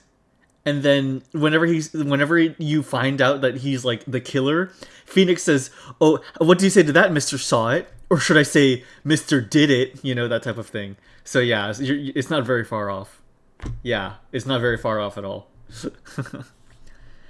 And how the SO9 incident was the reason for your transfer to the prosecutor's office. That's right. Could you fill me in on the details, especially about that unusual change of jobs? I suppose you have a right to know, Mr. Wright. Okay. Today's trial. A lot of revelations were uncovered at the trial today, and not the least of which was the fact that this case is largely connected to another one, 2 years ago. Evidence from that case was stolen as well, though I expected as much. I know how obsessive Officer Marshall can be. That trial, it really wasn't fair, was it? I believed in you, Lana. I believed that no matter what happened, you'd always stick to the truth. It couldn't be helped, Emma. At that trial 2 years ago, I sold my soul. Oh, Lana. Oh. Well, all drama aside, the fact of the matter is, at 5:15, there was no murder at the police department. Tell me it's not true, Lana. What the witness, Miss Starr, said. About you stabbing Mr. Goodman with a knife. Lana, I don't understand. Why won't you tell us? Emma, this doesn't involve just me. I don't think I've ever seen Lana look so fazed before.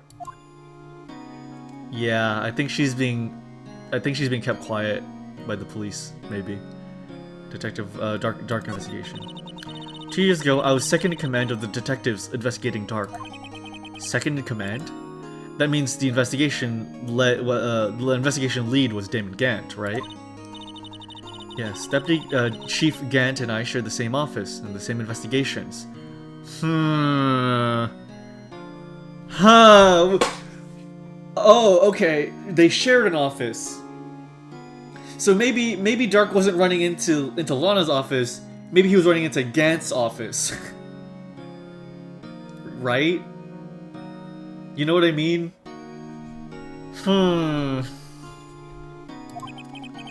They even had the same office. We led a team of the best detectives on the force. Detective Goodman, whose case it was, Jake Marshall, and Angel Starr.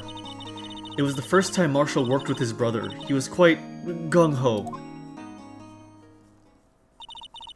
Without a doubt, Joe Dark was a serial killer. We asked him to come in for questioning. We were desperate for evidence. That was when his final murder took place. When he tried to murder Emma. Prosecutor Marshall was trying to save me from Dark. You see, the first person who happened upon the scene of the crime was me. Now you tell us. Damon Gant and Neil Marshall were the ones questioning Dark that day. The investigation was in its final stages, and Dark must have suddenly panicked. So we waited until Gant and Marshall let their guards down and fled the room. From there, he ran straight to the office shared by Deputy Gant and myself. That's where he found me. So you were the first person to run the scene, Lana. It appears so. I was filing some papers while Gant and Marshall were questioning Dark. Oh, man. When I returned to my office, I saw 3 bodies on the floor and smelled blood. 3 bodies? Prosecutor Marshall, the victim, Emma, who had passed out, and the suspect, Joe Dark. During the struggle, it seems Mr. Marshall struck a final blow before he died. No! Ha!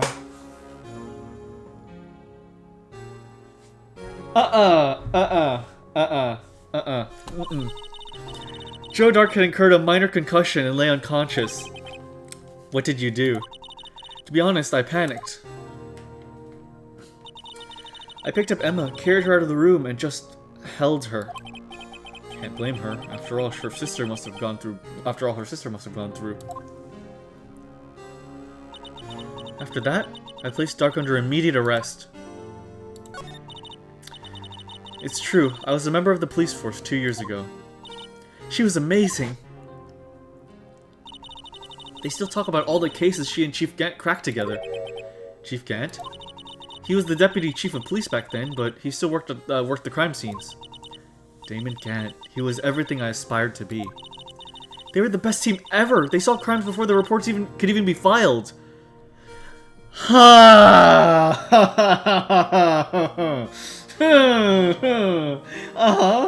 Yeah, did they? Did they now? Did they? They solved the whole crime before the official files were posted, huh? Uh-huh. Yeah. Yeah, wow. That's really impressive. Emma really idolized her big sister. But now you're chief prosecutor. What happened? I always planned on becoming a prosecutor. The reason I became a detective was to gain experience investigating crime scenes, so you could use that experience in court, right? Gant's help in the SL9 case was crucial to this resolution. After that, he became chief of police and arranged my transfer to the prosecutor's office. Maybe I should ask more about this investigation of theirs 2 years ago. Let me get this straight. You were all involved in the SL9 incident. That's right. Quite a coincidence, I don't buy it. What are you saying? There's no way everyone involved in this trial was also involved in that incident just by chance. But that case was solved 2 years ago. At least one person went to extremes because they didn't believe it was truly solved. Officer Marshall. Yes, his actions came as a surprise to me as well. Ever since his brother died, he's changed completely. I guess he wasn't convinced with the ruling against Joe Dark. Life doesn't end with the closing of a case. Everyone has to live the rest of their lives with their memories. That case might not be over yet. Huh. Emma was assaulted by Dark at the police station, right? Yes, it's the office that Damon Gant and I shared. The office that Mr. Gant now occupies by himself, the Chief's office. Maybe we should have a look at the Chief's office, the site of the final SL9 murder. Oh, man. Oh, man. February 24th, Police Department entrance. Howdy, Bambina. Oh, Mr. Marshall. I never thought things would turn out this way when I woke up this morning. Que sera, sera. You know where life will lead you. Or you never know where life will lead you. Hey, Bambina. I should have known my luck had run out when old Billy dried up this morning. Billy? Must be his pet cactus. Say, where are you headed? Just over to the prosecutor's office for a little interrogation. It's a voluntary appearance, but we all know I won't be coming back. Sorry, but you can't go in the evidence room today, partner. Mr. Marshall, why did you do it? Why do you prospectors head west? If ever there was a case I needed to know the truth about, it was that one. Before you turn yourself in, Mr. Marshall, would you mind telling us exactly what happened? Looks like I won't be getting a steak lunch today. Okay. Something was fishy about that trial from the beginning. It wasn't just me either. All the detectives thought so. What do you mean fishy? Some of the facts reported were inconsistent with the evidence we found. For example, the murder weapon. The murder weapon? You mean the switchblade knife with the broken tip? That was Joe Dark's, alright. But, in the initial autopsy report, a question was raised. A question? The blade of the knife was not a perfect match with the wound the victim sustained. What does that mean? It means there's a good chance that that knife was not the murder weapon. Huh. However, in the report that was finally submitted, the possibility had been erased. Could the facts have been concealed with forged evidence? That case left behind scars on all of us. The scars that the SO9 incident left behind. There was something going on behind the scenes in that case. We all knew that later. Every detective involved in that investigation, save one, was taken care of. Miss Starr was fired, now is demoted, and boxed away in a tiny room. What about Detective Goodman? If they did something to him too, the commissioners would get suspicious. No, they were careful enough not to be too obvious. They? Who are you talking about? Don't get upset, Bambina. I mean, Damon Gant and Lana Skye. The investigation lead, Damon Gant, and his second command, Lana Skye. There wasn't a person on the force who hadn't heard of that duo. That case was the biggest step in both their careers. After the case ended, Lana transferred to the prosecutor's office, right? Yeah, Damon Gant, the new chief of police then, arranged for that to happen. She's never been the same since she left. Huh? Everyone who knew her said so. Chief Prosecutor Skye was totally different when she was a detective. Now that he mentions it, Emma said something like that too. Tell me, what happened to my sister? Sorry, Bambina, but her secret is too well guarded. I never found out. On a secret. It all started 2 years ago. I got the looks, but he got the brains. He was one of the best prosecutors around. I just made detective when it went down. It was our first case together. How old was he? Your brother? He was 27 at the time. He was awarded the highest honor that very day. The highest honor? You mean the King of Prosecutors. I knew it. What are you looking at me like that for? That's an honor for a prosecutor. Mr. Marshall must have really been close with his brother. That day, the day the SO9 incident took place, that wasn't the same day as... That's right. It was the day it was the day of the evidence transferal. Huh. Interesting. It was drizzling that morning, and by nightfall there was thunder. I can't believe 2 years have gone by already. I tried to steal the evidence so the case wouldn't die. Apparently, someone tried to stop you. Detective Goodman was murdered, and the evidence locker was empty. So there you have it. That's my story. Did you enjoy it, partner? It was certainly enlightening. There's one thing for sure I found out in court today. That boy Edgeworth isn't my enemy. Ooh! He was the one who used falsified evidence to get a guilty verdict, but someone else was the one who gave him that evidence and planned everything. That someone is Damon Gant. Don't believe me? Well, I don't blame you. I won't even be a patrolman after today. Ugh. Too bad I won't be around to work with you when you become a real scientific investigator. Adios, Bambina. Wow. Wow. Just like that. His theme does go very hard, plus size enjoyer. To be honest, I think he also got the looks as well. Sorry, bro. Yeah, I was thinking the exact same thing. I think his brother also was pretty handsome. I'm not saying that he isn't, though. He is pretty handsome. Both of them are pretty handsome.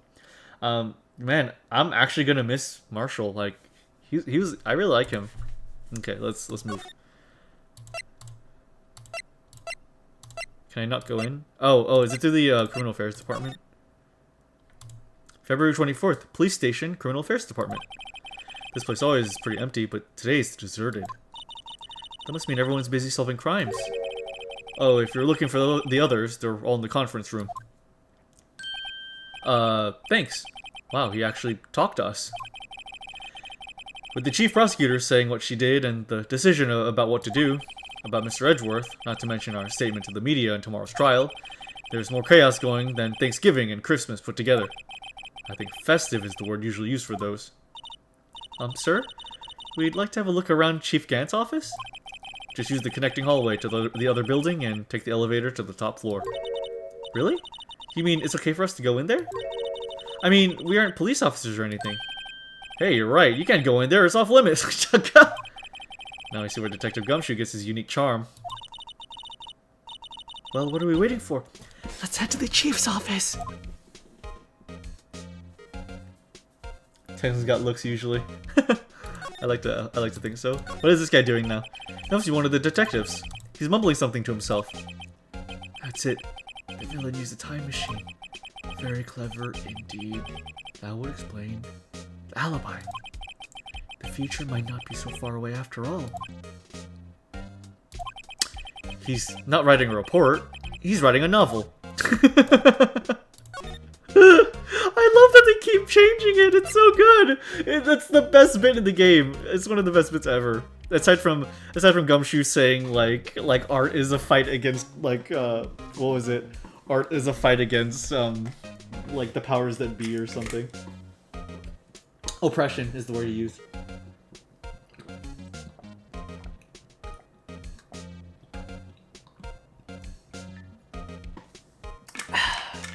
Sorry, I was drinking. What type of game would be a game with Gumshoe as the protagonist would be? You'd just be stumbling through stuff, dude. It would probably be a puzzle game more like Ghost Trick, I imagine. Oh, Jesus. February 24th, Police Department, Chief's Office. Jesus. That's a pipe organ. Whoa. Where am I? In the chief's office, silly. At least that's what it said on the door. Check out that pipe organ. That's real, isn't it? Hey, I used to take organ lessons in kindergarten. They used to call me Little Miss Bach. I thought I was a genius until they tried teaching me notes.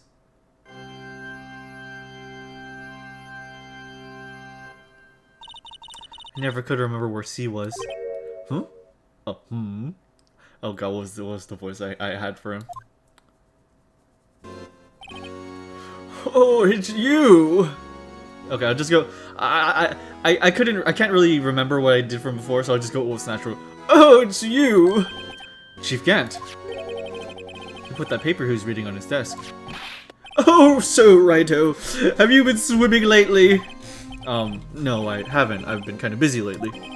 I can appreciate that. I've had my hands full too with Mr. Marshall's misconduct. And Lana's provocative statement. Provocative statement? Oh, you mean about the forged evidence. 2 years have passed since that incident. My, how time flies. See that giant picture on the wall over there?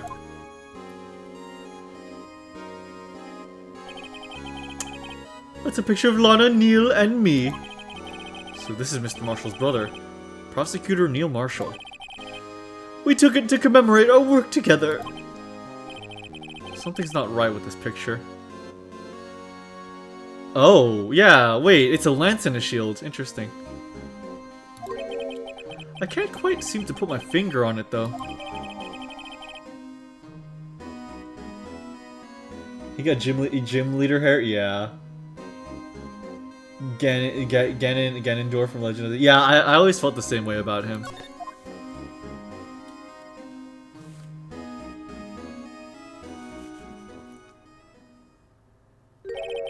Anyway, I'd like to reminisce all day, but there are matters that need my attention. I'm going to lock up here, so let's get out together. Oh, but this office... It was a crime scene 2 years ago, wasn't it? That case has long since been over. There's no need to investigate it anymore. All the same, we'd still like to have a look around. Perhaps you didn't hear me. I said there's no need to investigate it anymore.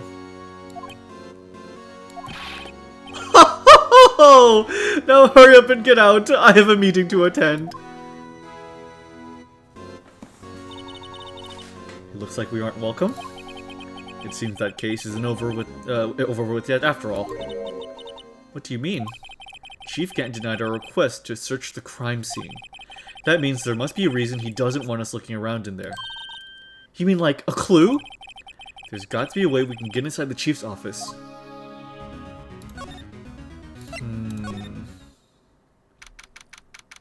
He's a very cool yet simple design. I really like him. Wait, yeah, the trophy is just a shield now. You notice that too? Yeah, there was a lance on it before. Now it's just a shield. Yeah. You see that? It's a broken shield and a lance. But now it's just a shield.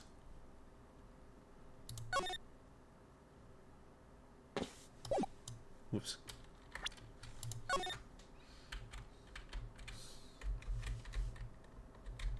Hold on, there we go.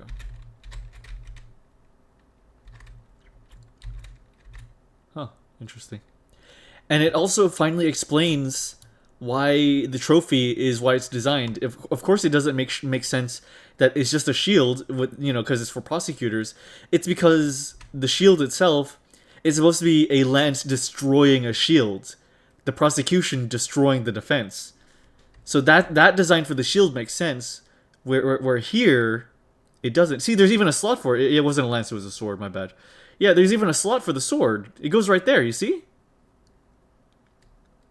Yeah. The knife didn't match. Yeah, it didn't match. Look, oddly like a broken knife. It did. It did. What's this down here? Oh, all the people that got the award. Hey, check it out. There's a metal plate here. It looks like the names of all the previous recipients are engraved on it. Wow, one guy's listed a bunch of times. Von Karma. I guess it must be a foreigner? Yeah, that's probably it. Well, wherever he's from, he must have been an amazing prosecutor. I'd like to meet this Mr. Von Karma sometime. When she says it, his name does have kind of a ring to it. Wow, that's... Woof. Ha. Okay, here. Yeah. Yeah, yeah. Yeah, right? Yeah. Dude. Shit. Yeah. Evil ass last name. Oh, Von Karma was the final boss of this game. Von Karma was like the strongest attorney that you go against. So Emma just doesn't know who he is. Von Karma, he sure was a great and not criminal guy. Oh yeah. February 24th, Police Department, Criminal Affairs Department. Hey pal, Detective Gumshoe, aren't you supposed to be in a meeting? I'm just taking a breather. My feet hurt. From sitting so long. Actually, from serving everyone coffee. Sounds like Detective Gumshoe's still out of the loop. Say, have either of you seen Mr. Edgeworth? Edgeworth? No. Why do you ask? He's under fire from both the police department and the prosecutor's office. It's almost like the battles between you two in court. That sounds serious. Is it because of what my sister said? That's basically what it all boils down to. That falsified evidence 2 years ago. Now Mr. Edgeworth has the whole world after his blood. Yikes. Edgeworth's crisis. But why would Edgeworth be blamed? It's not like he knew the evidence was forged. Lana Sky's the guilty party here, isn't she? Regardless, the prosecutor is responsible for the evidence they present in court. Not only that, but as you know, there have been a lot of rumors going around about Mr. Edgeworth. His amazing talent as a prosecutor kept him safe from most of those who don't like him. But now, with this, are there really so many people who hate him? In our world, only those with talent rise to the top. Mr. Edgeworth not only has that, but he's young. There's no better recipe I know for making enemies. Hey Dick, keep up the good work. Yes sir. Let's go out for lunch again sometime, my treat. Yes sir. Yeah, take me back to that joint sometime, okay Dick? Yes sir. It seems you didn't have any problems with enemies. Oh, it seems you don't have any problems with enemies. Yeah, well, I'm careful not to stick out. Anyway, I'm a bit worried about him. I'm glad that Gumshoe is treated nicely by the other officers. That's actually quite relieving. But I do respect that Von Karma left a bullet in his arm so that the paper trail that leads back to him was for— Yes, exactly! That was fucking crazy. Anyway, I'm a bit worried about him. Under all this pressure, I'm afraid Mr. Edgeworth just might crack. That's the night incident. Actually, I took a look at the file earlier while the coffee was brewing. She's genuinely concerned for Edgeworth. Well, did you find out anything? The only evidence Dark left behind was during his final attack. His final attack? You mean, when he killed Prosecutor Marshall, who was trying to protect some girl? Me. It seems Detective Gumshoe never realized Emma was the girl. That's when he left the most incriminating evidence of all. Well, what was it? Oh, let's see. I think it had something to do with the murder weapon. Oh, I forget. Look, it's all written somewhere in here, okay? His powers of recollection never failed to impress. Maybe we should show him the murder weapon. It might jog his memory. Dark's crimes. Joe Dark was 42 at the time of the crime. He was just a run-of-the-mill businessman. A businessman? What made him take to serial killing? One day on his way home from work, he hit someone with his car. With his car? So it was an accident. An accident, yes, but it transformed him into an animal. An animal? He killed the man that witnessed the accident. Then he killed the lady who saw the second crime. He killed the kid, killed the jogger who came across the scene, and finally, and was, oh my god. Jeez, it went fast for a second. What did I miss? Wait, what the heck? It seems he was a pretty careless animal. Jesus! So he killed a guy who witnessed him hitting somebody. He killed a lady who saw that, and then he killed a kid who saw that, and then killed a jogger who saw that. I have to kill all the witnesses. Crazy. Seems he was a pretty careless animal. Of course, this is all conjecture. There wasn't a single shred of evidence. So he turned himself in. Yes, but in the middle of the questioning, he fled and murdered his last victim. Prosecutor Marshall. That crime was witnessed by someone too, but luckily Doc was arrested on the spot. It's a good thing that last witness wasn't killed. That last witness, aka Emma. Jesus, bro, it's a JoJo and yeah, insane. Wow, that's me in the Hitman games. Oh my god. Would you want to have a look at this? About this. Hey, is that? There's a tag attached to it with the label SL9 incident on it. I believe this would be the broken murder weapon you were speaking of. What are you doing with that?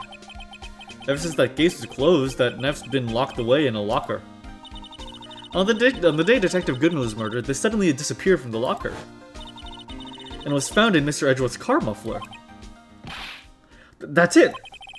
Now I remember what that incriminating piece of evidence was. When you showed me that knife, it all came back to me. Well, what is it? What is it, Detective? Quick, before you forget again! This knife, it was Joe Dark's, wasn't it? That's right. We traced it back to the store he bought it at. Plus, it had his fingerprint on it too. So, but no one actually witnessed him using it to murder anyone, right? That's where his luck ran out. When you take a good look at the knife, you'll see it's broken. You don't have to take a good look to notice that. Well, yeah, well anyway. Take a guess where the broken off tip of the knife was found. That's what did him in. Where was it? The victim, Neil Marshall, was carrying it inside his own pocket.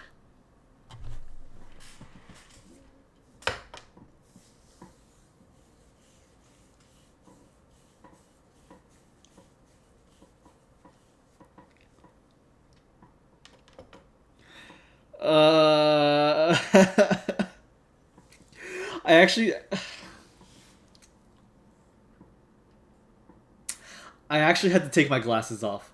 I had to take my glasses off and wipe my eyes. Gumshoe. Gumshoe, are you okay? Are you okay?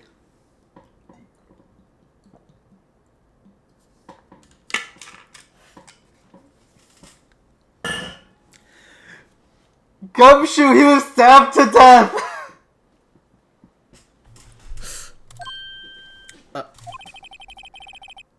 It was found deep inside the stab wound. Oh, did it match Dark's knife? You bet. Down to the last fiber. Okay.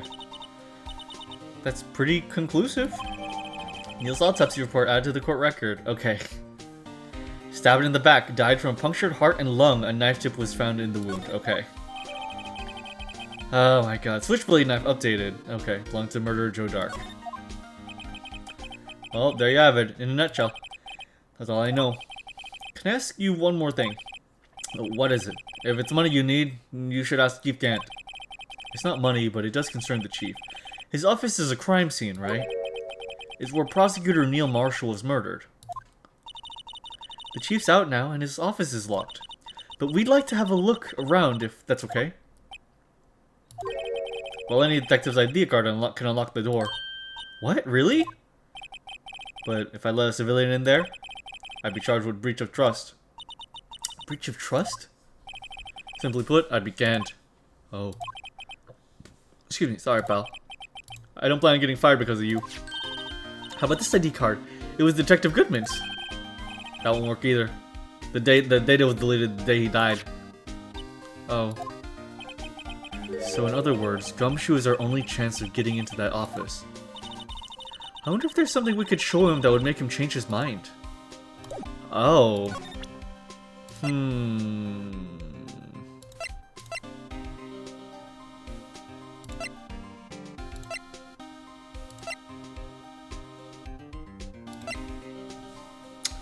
What would we show him?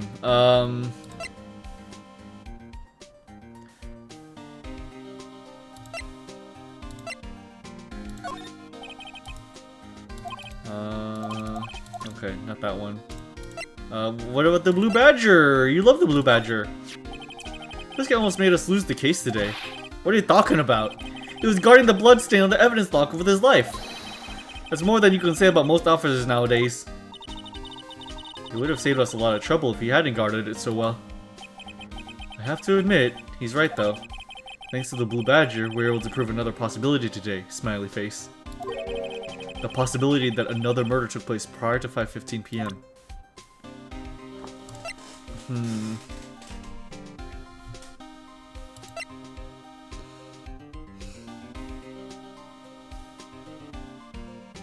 You would see his inner thoughts. Oh my god, yeah.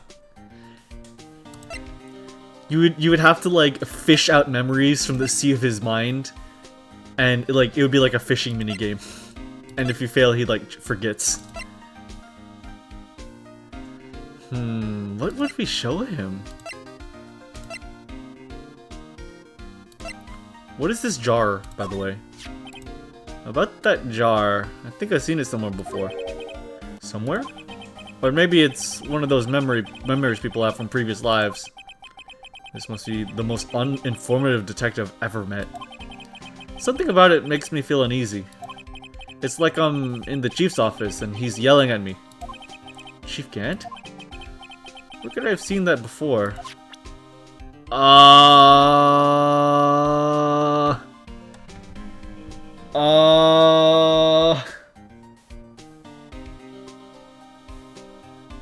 We have to sync with him. Neutral, you need to sync with him.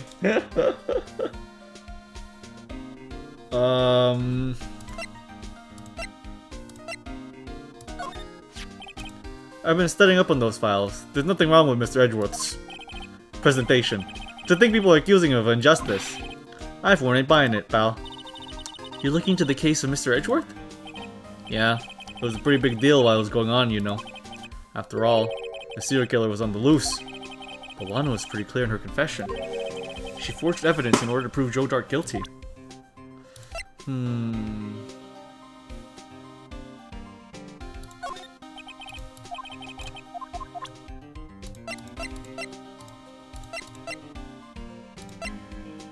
What could we show him? Rubber glove.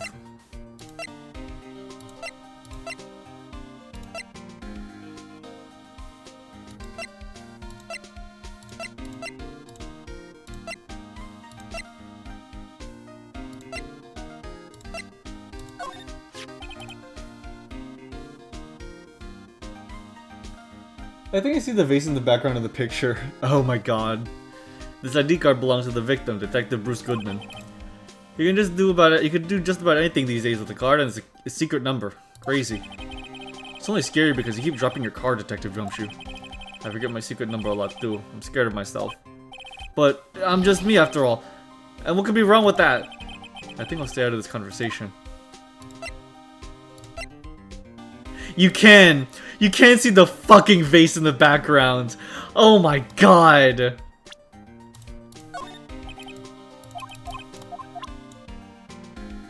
Oh my god.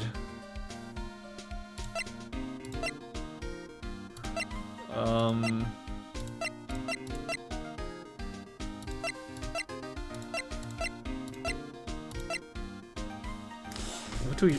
Should I just go down the list of everything? Goodman... Your prosecutor's award I got the other day. Where's the award ceremony? Of course, Pal, diligence, congratulations. Why is it award of shields and why is it broken? There's a reason, I'll tell it, okay?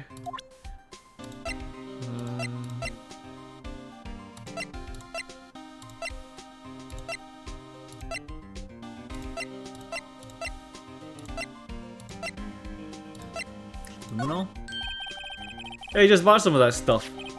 Now I can go around detecting blood and blood traces too. Wow, is that a new type? I've never seen that bottle before. Add 3 inches to your base height. Base height? Hey, let me see that.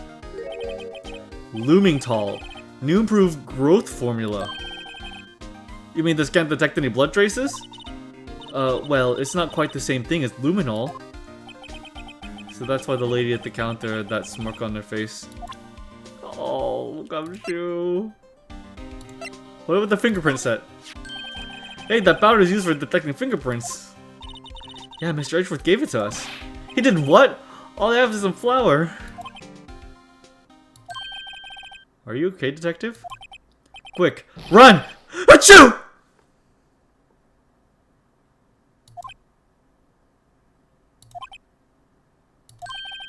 If there's any help, one time I took a nap on a bench with wet paint. Why am I not comforted? Oh my god.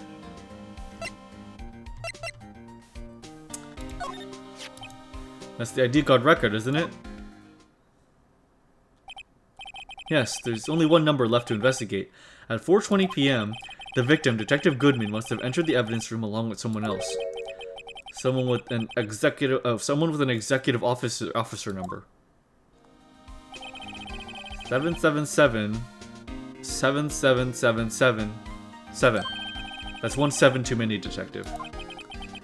An executive officer. I just might have a hunch. Damn it. Screwdriver.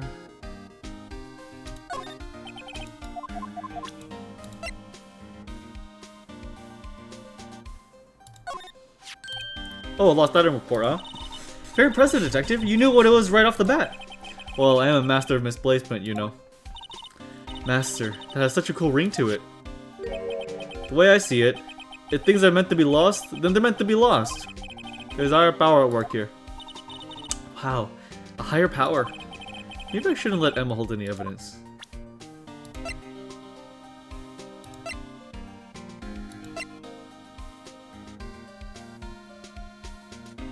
You really do be saying go random. Yeah, I don't know what to present. No locker can be opened without a fingerprint match. Besides, there's no reason for the murderer to touch his own locker. Hey, wasn't your locker the one with the blood on it, detective? Detective? The handprint of the real murderer's gloved hand, without any fingerprints. Shh! If they come to arrest me, you'll defend me, won't you? If that happens, I think you'll do better pleading with Edgeworth. Okay. I can't believe Officer Marshall would do something like that. You know Officer Marshall?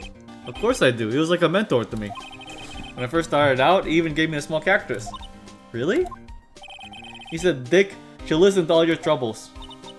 Note to self, Detective Gumshoe talks to a cactus. Hard to believe he's just a patrolman now. Someone ought to trade places with them. What? Why are you looking at me like that? Damn it!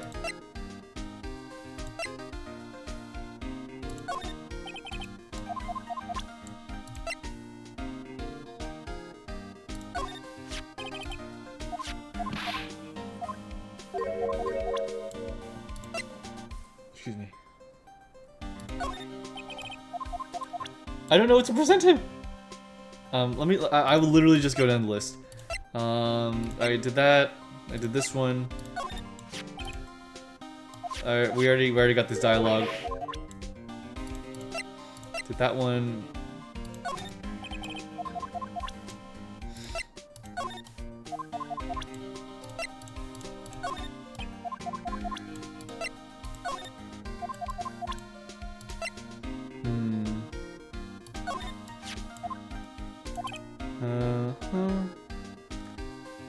Oh, can you tell us anything about her?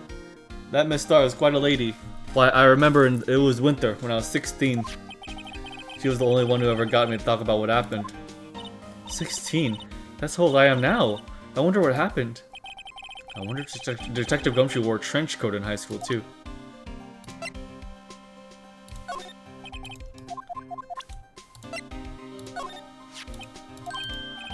Is that tag attached to the line?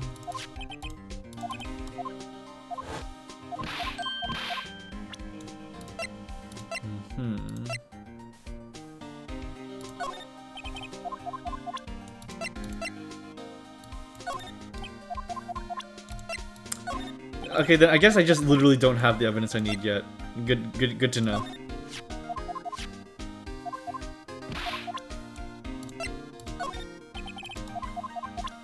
Yeah, okay.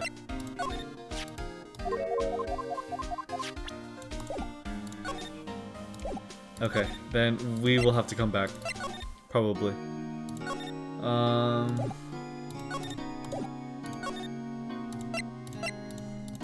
Underground parking lot. February 24th, prosecutor's office, underground parking lot. No one's here today, not even Miss Star. Everyone's probably busy looking into what exactly went down in the evidence room. That must be where the detectives are. But we proved in court today that on the day of the crime, no one was murdered in the evidence room at 5:15 p.m. Yeah, I thought we were finally making some headway in our case. But instead it looks like we just ended up making Lana look even more guilty. Hang in there, Lana. I've got to find all the answers by tomorrow.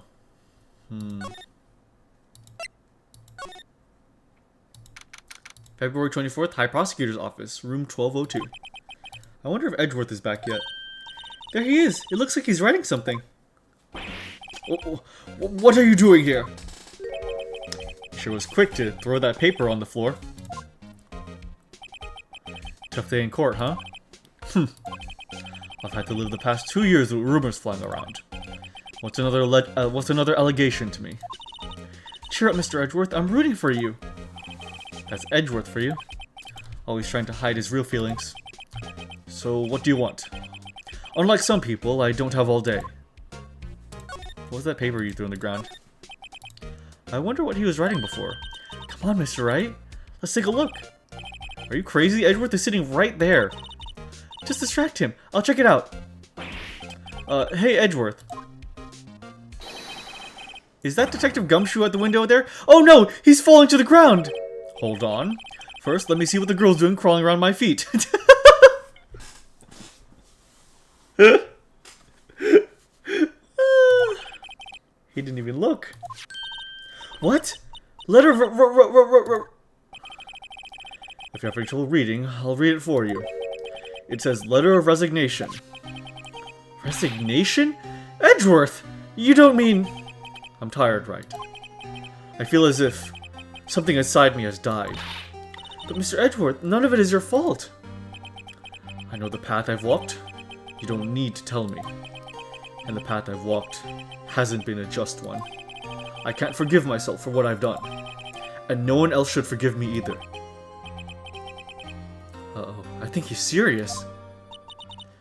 Mr. Wright, please, you have to do something. This letter of resignation. I wonder if I could use it for anything. Ah! I just discarded a letter. He's serious.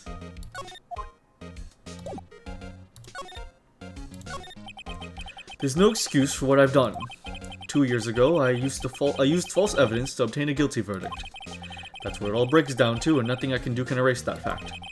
But you didn't know, did you? I mean, that the evidence was falsified.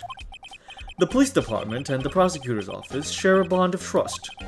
If that bond is broken, we stand to lose everything. The police department's error is my error. My responsibility as the prosecutor in charge. That fact remains the same no matter what excuses I might have. Mr. Edgeworth. I take pride in my work. So tell me why. Why has it all come to this? Even Edgeworth can't keep this kind of emotion bottled up. Are you up for the trial tomorrow? First, last year's trial, now this one. It seems all you do is worry about me. To be honest, you're getting on my nerves.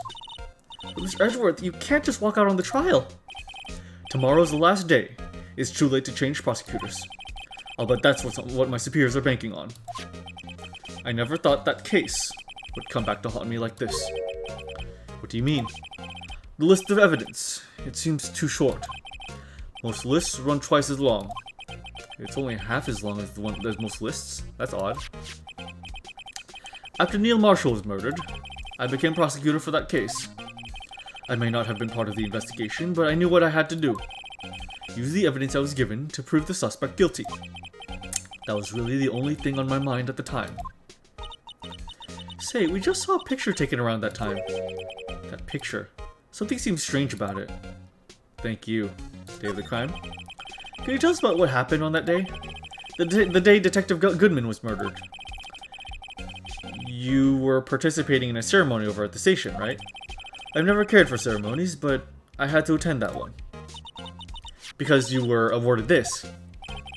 Those receiving awards can... Oh my god, I'm sorry. I miss my wife, Miles.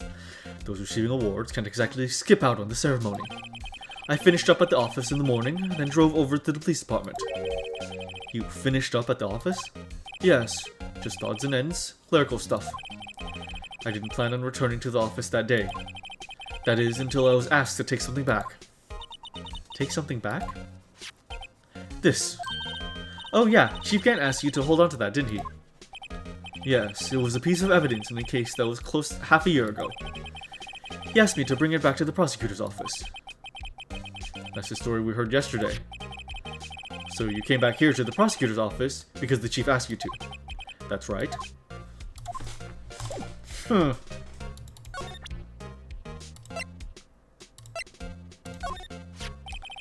This picture was hanging on the wall in Chief Gant's office.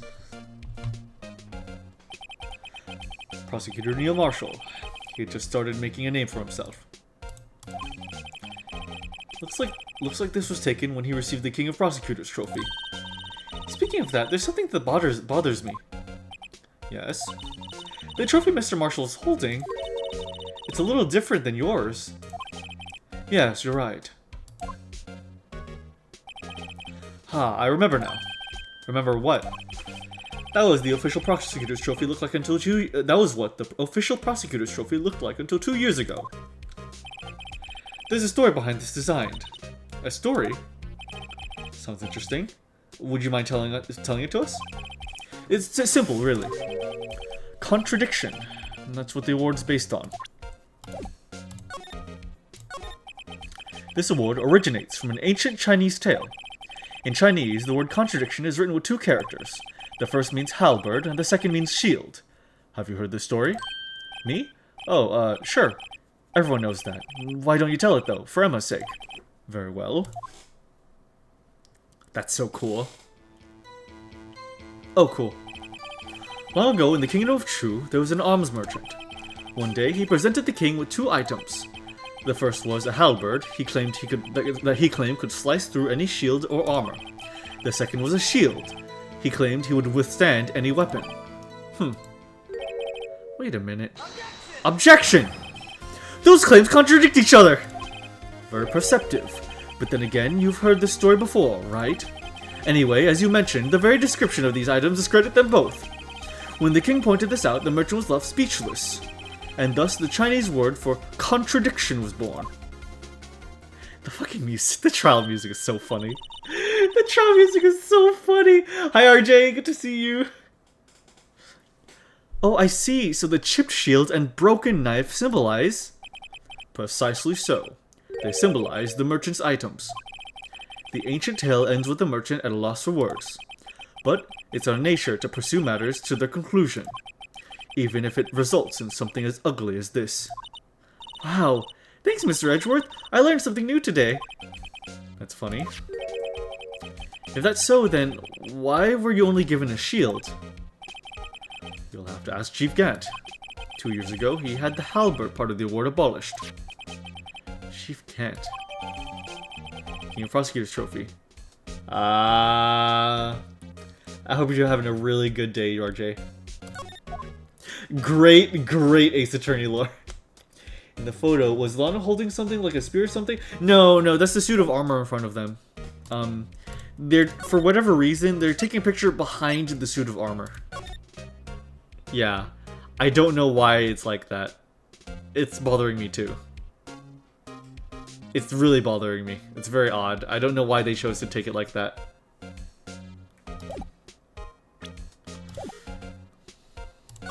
Okay, thank you, Edgeworth. This is exactly what we needed. February 24th, Prosecutor's Office, underground parking lot. Excuse me. Oh. Would either of you care for a quarter-pound of roast beef? Miss Starr. I guess she's out of lunches.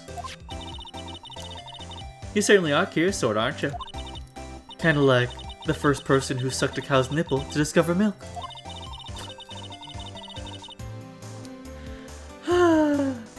Still, I never thought you'd go digging that case from 2 years ago. Everyone in this trial was involved in the SO9 incident. Not only that, but the murder occurred on the very day the evidence from the case was due for transferal. This can't be attributed to mere coincidence. Aren't you forgetting something? You know, that little scene I happened to witness? The instant Lana stabbed Detective Goodman with a knife. No matter how much of the past you dig up, it won't change what I saw. Roast beef is meant to be savored when eaten. Miss Starr's hatred toward Lana. It all dates back to 2 years ago. Woohoo. Man. This investigation portion is packed. I'm drinking a lot of water.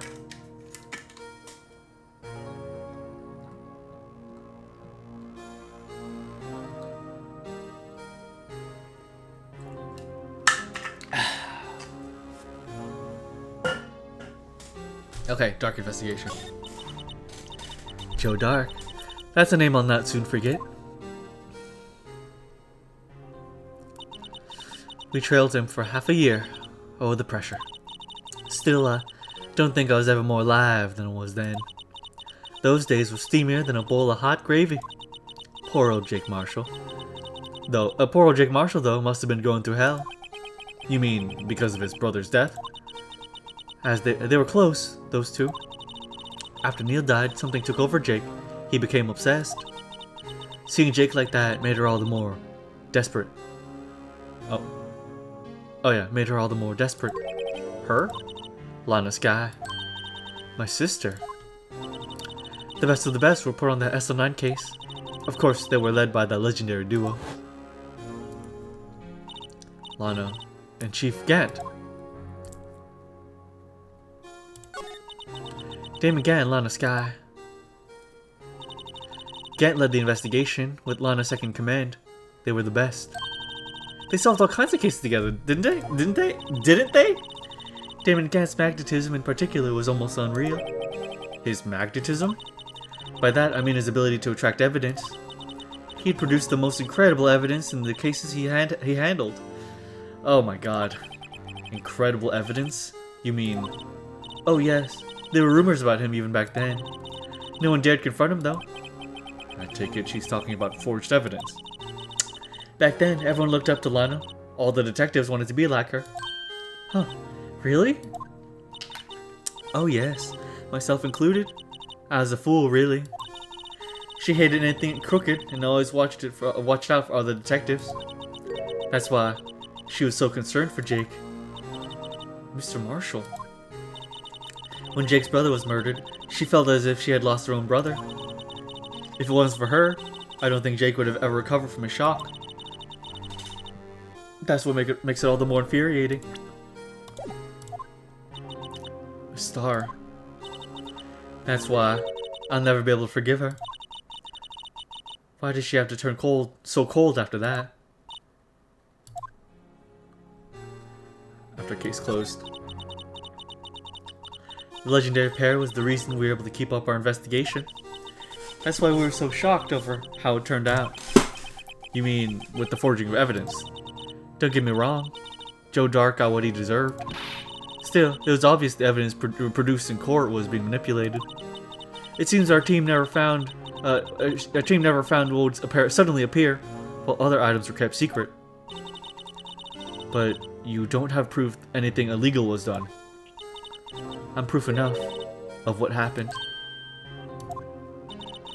After that case, all of us save Goodman were relieved of our duties. Most without even so much as an explanation. Then Lana Sky transferred to the prosecutor's office and became chief prosecutor. Lana always wanted to be a prosecutor. Nothing's quite as simple as it appears. Huh?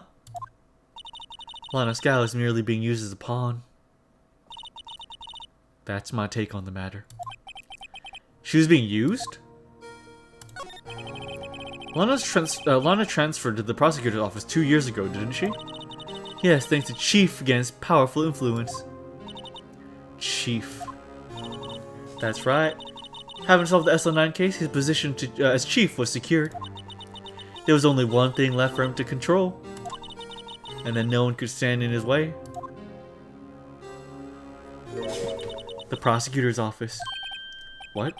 You mean, that's why Lana was transferred? If he could control the chief prosecutor, he could control the prosecutor's office. That must have been his goal all along. But how could he control Lana? I don't know, but one thing's for sure. Ever since that case ended, she's never been the same. It's only logical to conclude. There must have been a reason for her to change. At last, I'm finally getting close to the bottom of this ugly mess. Thank you, Miss Star. You listen to me, rookie. It takes more than just ingredients to create a fine cuisine. I hope you turn out to be a better chef than I've been. Oof. Wow. Wow, okay.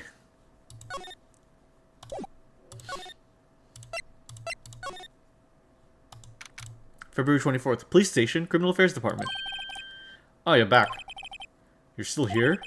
I gotta make 150 copies of these files. Bring coffee, copying files. I'm turning into a regular DJ. You're a DJ as well?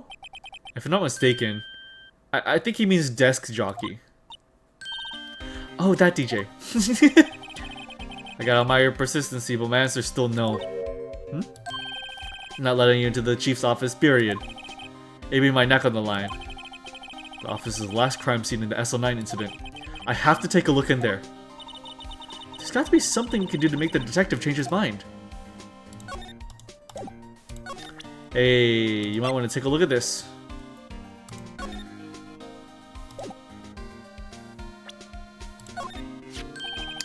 What's this crumpled up piece of paper?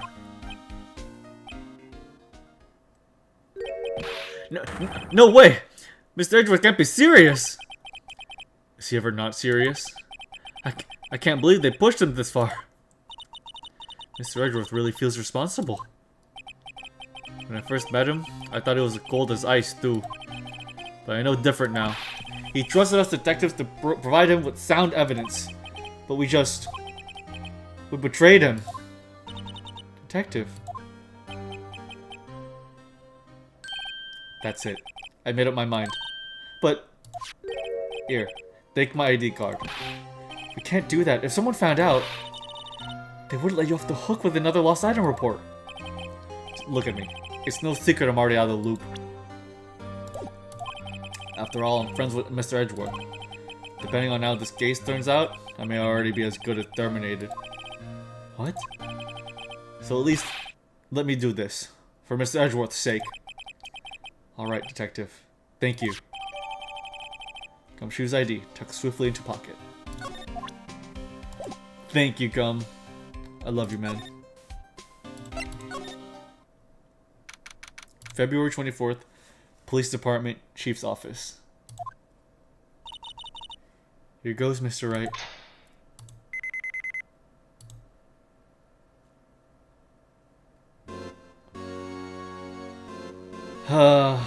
Boy. We're in! If anyone finds us now, Detective Gumshoe's a goner. If that happens, I'm counting on you to bail me out. Ah! Gah!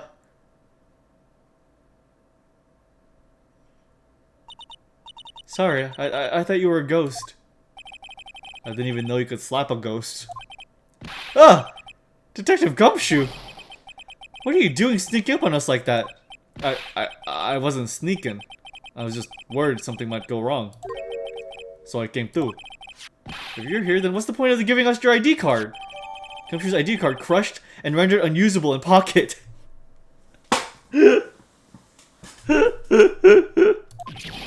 Hey, don't do that to my card!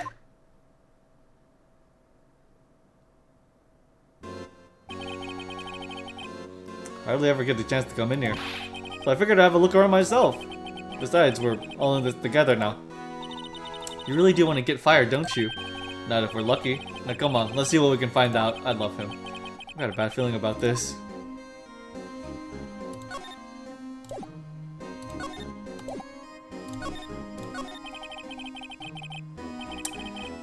That desk on the other side of the room, was that your sister's? Yes. That's where I was waiting for Lana. On that day 2 years ago. Is anyone using it now? No, sir. This is entirely Chief Gant's office now. He practices a strict policy of preserving the crime scene. That's a strange reason to leave it there. He leaves it as a warning to everyone else. He wants us to always be alert. He told us so himself at our New Year's party. Of course, he was pretty intoxicated at the time. I see. So ever since Lana left, no one ever touches the desk? No one except Chief Gant and the cleaning lady who's in here each morning. So 2 years have passed since that incident. There can't possibly be any clues remaining. Can I ask you something? Sure. You only came here to look around, right? Because it's one of the SL9 crime scenes. I mean, that's your only reason for coming here, isn't it? Why do you ask? You don't think... Nah. You wouldn't be. No. No, there's no way. Never mind. Don't worry about it. Okay? Now then, let's look around a little bit more. Hey, hold on! Not so fast, buddy! Huh? What is it? When someone tells you don't worry about it, you're supposed to start bothering you, pal. You don't just let it go like that. Sorry, this guy's starting to get on my nerves. Okay, so what's bothering you? You two don't think Chief Gant might be a suspect, do you? What? He's right, Mr. Wright. What do we think of him? Chief Gant. So it's finally come to this. What do I think of him? Perhaps it's best I don't divulge my feelings yet. There you go, ignoring me again. Okay.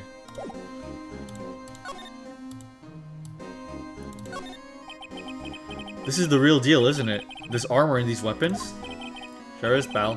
The chief doesn't care for imitations. First the pipe organ, now this armor. Do you know how many taxpayer dollars must have gone into this room? What? You mean we're paying for this? That's it! I'm not paying 1 cent of my taxes! So real! So true! Don't have any taxes to pay. Shh! Be careful what you say. Who knows? The chief may be hiding in this armor as we speak. I don't think he'd fit in there. Even if he did, he'd never be able to get back out. Cut it out. You guys don't know how scary that guy can be. The chief's organ sure is a sight to behold. Occasionally, we are playing it from the Criminal Affairs Department. That's on the 2nd floor, and this is the 15th floor of an entire different building. When a detective screws up, the chief calls them to his office and makes them listen to the organ for hours. What's so bad about that? Music soothes the soul. After that, the detective can't hear anything for days except for the ring in their ears. So it's an instrument of punishment, literally. Wow. But aren't the chief's ears affected? He never listened to anyone anyway. That's besides the point.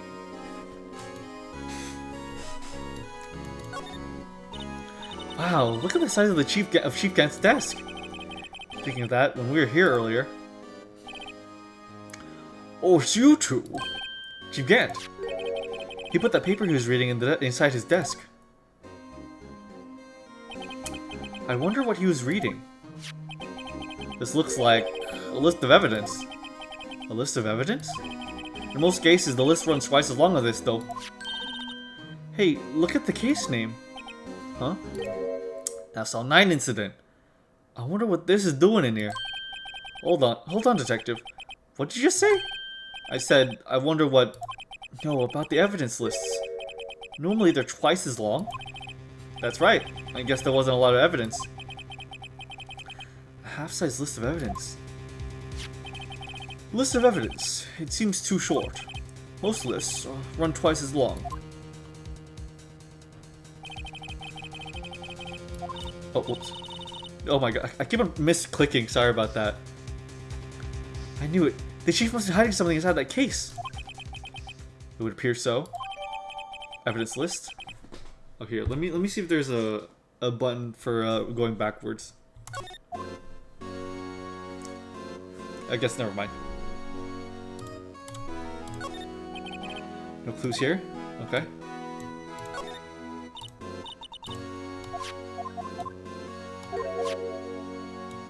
Yeah, okay, that's just what we found earlier. Okay, safe? Safe. That word is ripe with intrigue. Okay, if you say so. It looks like a code needs to be entered in this panel to open it. 7-digit number. I think I just might know what it is. Do you know what it is? I have a hunch. Oh, I know. You want to try my birth date? It's...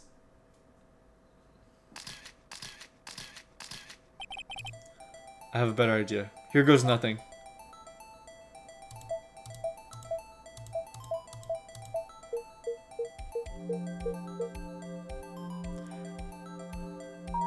Aha! Bingo. What number did you enter? Whose birthday was that, pal? 7777777. The final ID card number on that record. What? The number of the mysterious executive officer who entered the room that day. You mean 7777? That ID number? I think you're 1-7 shy this time. This can only mean one thing. That's Chief Gant's ID number. Say, anyone care to look inside? Wait, hold, let's hold it before we do that. Look at that giant window. Makes you want to crash through it and jump outside. Oh, this is the 15th floor. I know, I was just saying... Saying what? Ever since making detective, I've always dreamed about doing something like that. Note to self, Detective Gumshoe has a lot of dreams. So long as he doesn't go crashing through that window when he gets fired. Don't say that! That's dark. These shelves are almost empty. Lana must have cleaned them out when she transferred over to the prosecutor's office. There's a small picture frame on the last shelf. Hey! This is when Lana and I went to that theme park. Oh.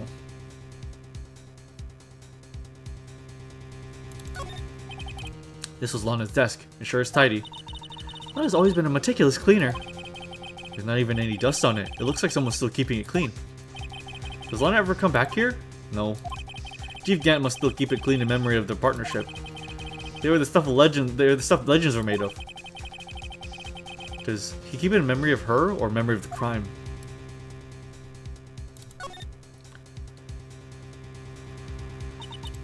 This was taken on that day 2 years ago. The day Joe Dark ran out of the questioning room and tried to kill Emma. After receiving his award trophy, Mr. Marshall took a picture. Then went along with Chief Gant to question Dark. I bet he never knew he'd be dead just a few hours later. Gee, you think? Okay. Okay, let's look at that. You can see pretty far from the 15 stories up. If you were to drop that suit of armor from here, at first the chief wanted to use stained glass for this window. Really? Why didn't he? They say he changed his mind because he wouldn't be able to see the view. Oh. Stained glass or not, it's a huge window. Is there any money in there? How much do you have stashed away? Look, it's a shot from a broken cup. This somehow looks familiar. Where have I seen this before? There's something else in here too. What's this? It looks like a piece of paper, a piece of leather cloth. Oh man, this is a handprint, isn't it? Hey, I saw someone wearing a shirt like that once. You think Chief made up the design? I don't think so. Oh, well, it was just a thought. Is it? This is all that was in the safe? Apparently so. It's empty now. A piece of cloth with a handprint on it. And a broken shard from a cup. They look like pieces of evidence. Yeah, but unless you can prove they have something to do with the case, I'm afraid I can't just let you take them.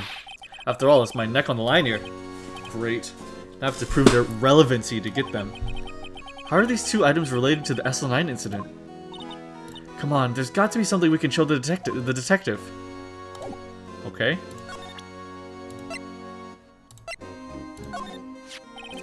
Detective Gumshoe, could you have another look at this jar? I remember when the three of us put that back together. Oh, those were the days. It's kind of early to be nostalgic. That was literally yesterday.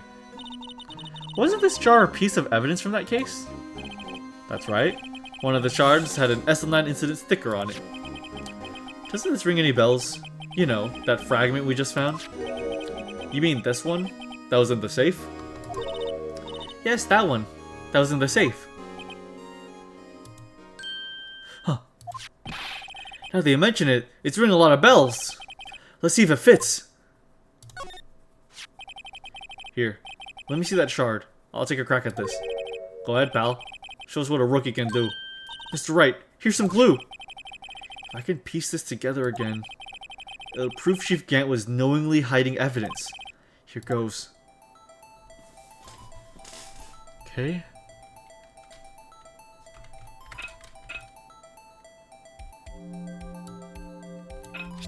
Oops.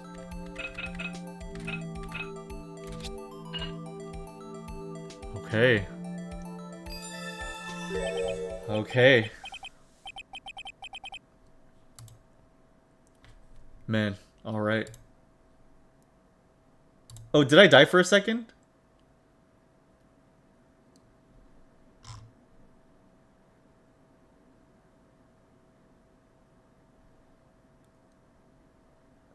Oh, for a few seconds. Okay, thank goodness I'm back. Okay. Thank goodness I returned so quickly. Okay. Gotcha. Okay, is everything all good now? If it's leather, it probably belongs to Marshall. Yeah. And I'm thinking maybe it might be Neil Marshall. Okay. Then I will continue then. VOD didn't even drop. Awesome. Fantastic. There. It feels like a charm. That of course means Chief Gant willingly and knowingly hid a piece of this jar in his safe. Huh. In other words, he concealed a piece of evidence from the SL9 incident. But, hey guys, get a load of this. What is it? The piece he's just attached is different from the others.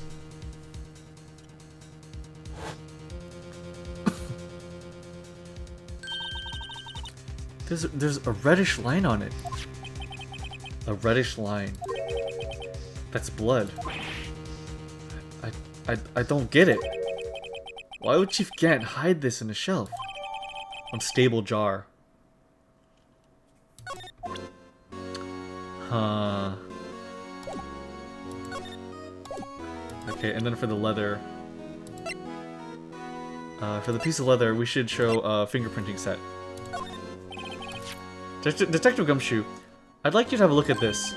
Hey, I know what that is. So, you want to take some fingerprints? That's a great idea, Detective.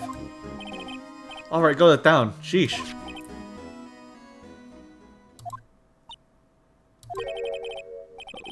What are you doing? Why are you just sticking out your hand like that? Go ahead. Take my fingerprints.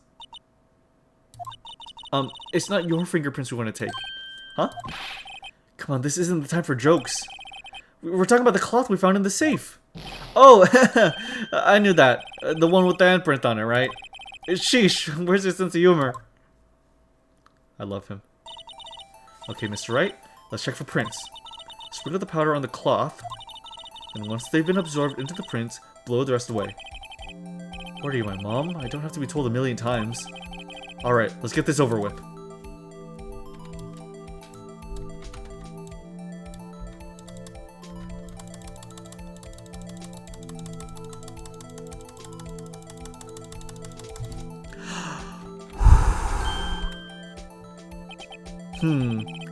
I give it my best shot.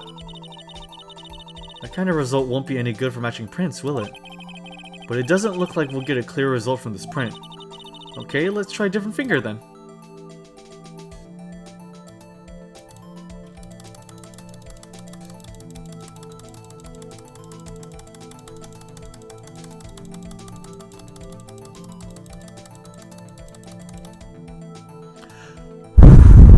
There we go.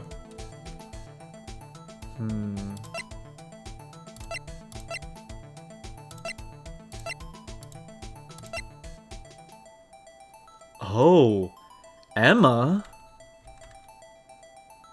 Why does he have a piece of leather with your hand on it?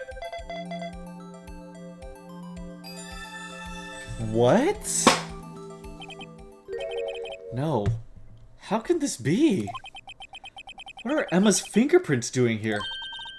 Hey, you found a match? Whose fingerprints were they? Huh? Oh, it seems the prints are too old. They aren't clear enough to get a match.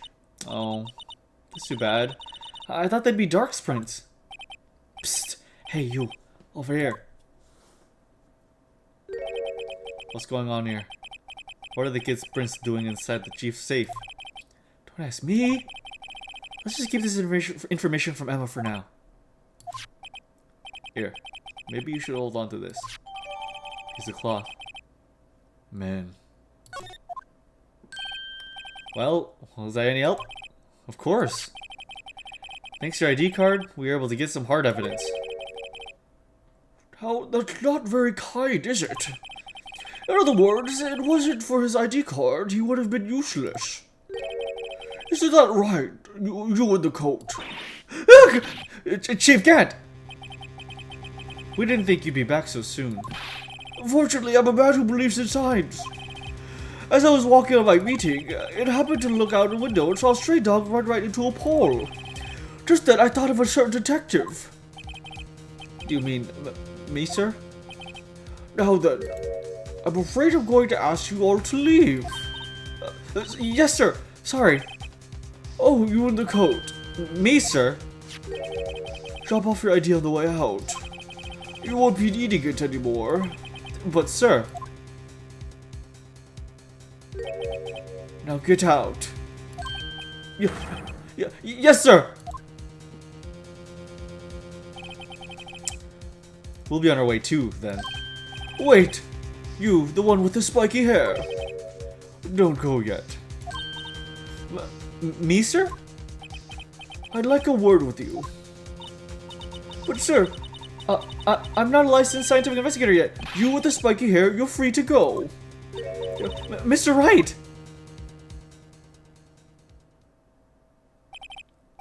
Look, pal, if I told you once, I told you 1,000 times. The chief's office is off limits. But no, you just had to go sneak in there like that, didn't you? I thought you said you didn't care anymore if you were fired. Yeah, but if I knew it'd be like this, I never would have said it. I've seen evidence Chief GANT was hiding his office. I think I'm finally starting to get the picture. Why has she kept eerily silent about all this time? Anyway, you listening to me? I'm gonna try to smooth things over with the chief again. Later, pal.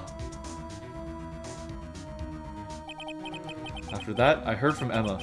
She said the police wanted to ask her some questions. So, she'll be busy for the rest of the day. February 24th, Detention Center. Visitor's room. I see. So the chief asked Emma to come in for questioning. It's no use thinking about it. Tomorrow's the final day in court. I'm committed to doing everything I can to defend you, which is why I'm here. But I've already told you all I can. What you've told me over these past couple of days is absolutely nothing. Not a single useful thing. Really? I believe I did mention something quite important. Something I told you right at the beginning. I said that I was the one who stabbed Detective Goodman. You know, I think I finally figured it out. I know who it is that's lurking behind your words. Mia did a good job mentoring you. I'm rather jealous. It seems Edgeworth was right. Edgeworth? Once you're convinced you know something, no one can persuade you otherwise. Thick-headed is the term he used, I believe. Now's my chance to get her to tell me the rest of the story. Alright. We gotta save Gumshoe, we gotta save Emma. Let's do this.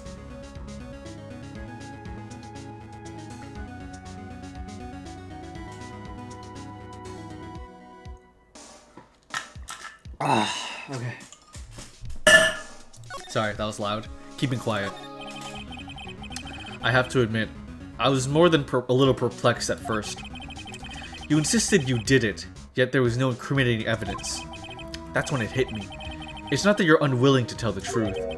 It's that you're incapable of doing so because of a certain individual. What an intriguing notion. A certain individual, you say? So you think I'm protecting this person?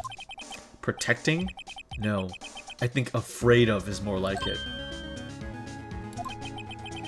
If I'm not mistaken, the person in question may have persuaded you to silence. For argument's sake, Mr. Wright, who may I ask this person is you're speaking of? The one I'm supposedly so frightened of. What is this person's name? Take that. Well, Miss Guy? Mr. Wright? You are addressing the Chief Prosecutor. Do not forget your place. I take it she's still not ready to spill the beans. My apologies. Could you please tell me a bit more about what you think you know? We were partners until 2 years ago. I respected him as a detective. Assuming he is respectable, then tell me something. Why would he try to hide his crimes? His crimes? Both you and Edgeworth will be brought before a board of inquiry for what you did. Specifically, hiding and forging evidence. Of course, these are serious offenses. Why is it, though, that Chief Gant's name was never mentioned? Chief Gant? Edgeworth didn't know the truth behind the forgery. The only party who could have possibly tampered with the evidence was... me. I had access because of second command of that investigation. Yes, you, but also another, Damon Gant. If you intend to accuse Chief Gant, you'll need more than just words. Show me proof that Chief Gant falsified evidence in that case. Take that. You want proof of the Chief's wrongdoings? Here it is. That evidence proves someone is doing something wrong, alright. That evidence proves someone is doing something wrong, alright. But it's not the Chief. Who would that be? Why, you, of course. Me? Yes. You seriously believe what you're saying, don't you? Now that's scary. You seem to have the makings of a criminal in you, with what your fallacious accusations. Care to spend tonight in the cell next to mine? If you ask me, you're the scary one. We were partners until 2 years ago. I respected him as a detective. Assuming he's respectable, then tell me something. Oh, okay. I showed something wrong.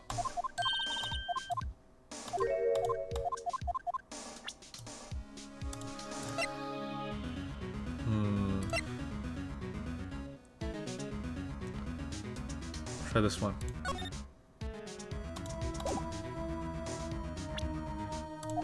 Take that. I just found this in a safe in the Chief's office. This jar piece, and this piece of cloth. Do you know what these are? They're pieces of evidence from the SO9 incident. The person concealing evidence was none other than Chief Gant himself. Now tell me, why are you taking all the blame for him? Touché, Mr. Wright. It's as you surmised. I cannot disobey the Chief's orders. Even if it means being found guilty for murder. Why not? Come now, Mr. Wright. You can't possibly expect me to be able to tell you that. 3 days ago, I had no choice but to cooperate. In the murder of Detective Goodman. Or perhaps I should say, follow orders. Yes, that's more accurate than cooperate. Although I can't tell you the details, I can say that I was given an order that day. I need you to dispose of Bruce Goodman's body. You'll find it inside the trunk of Miles Edgeworth's car.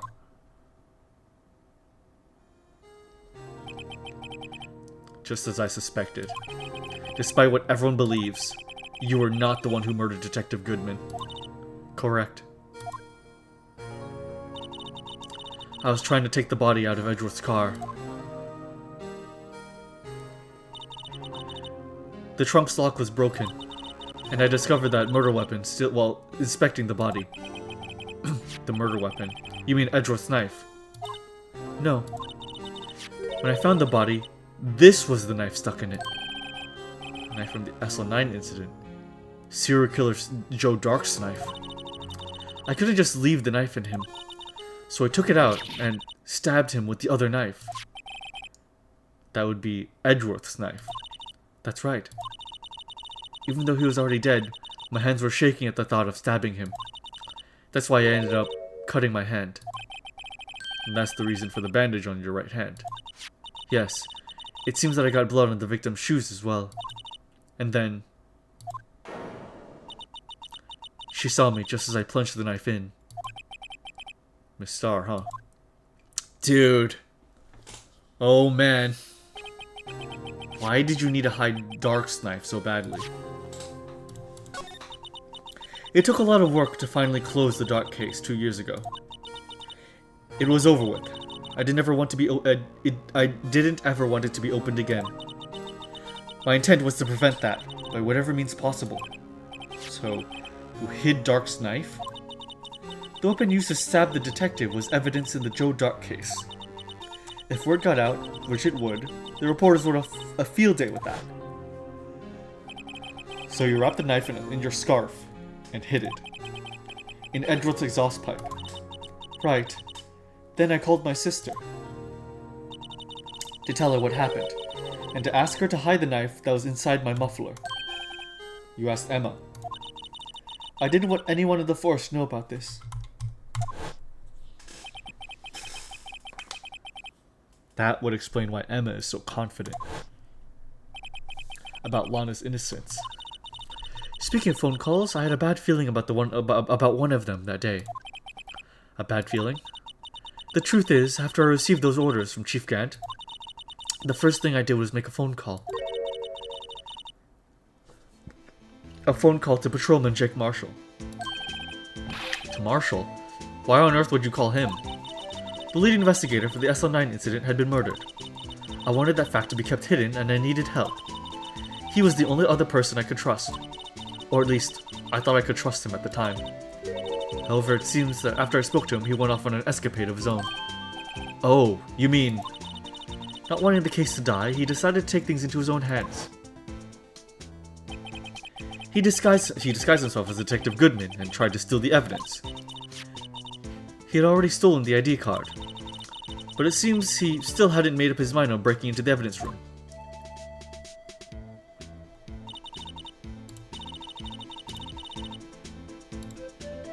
After my phone call, any remaining doubts he had must have disappeared. So your phone call caused the incident in the evidence room.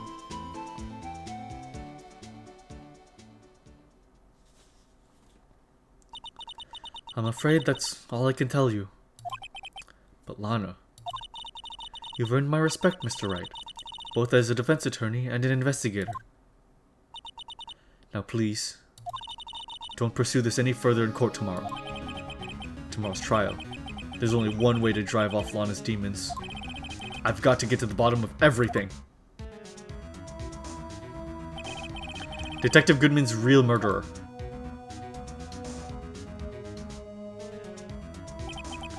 And what went down in the chief's office 2 years ago.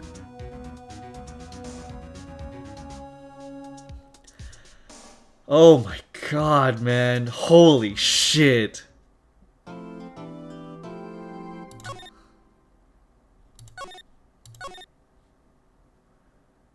Alright, guys. Okay. Wild revelations. That's an absolute understatement. Oh, man. Okay. Final stretch? Yeah. do you guys think we should continue, or should we call it there? What do you guys think? Should we finish it next weekend, or should we push to the end tonight?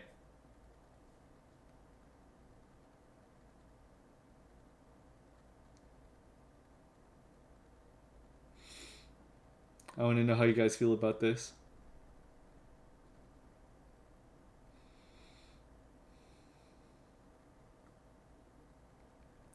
I will say I'm feeling a little bit lightheaded from all the reading. A little bit lightheaded.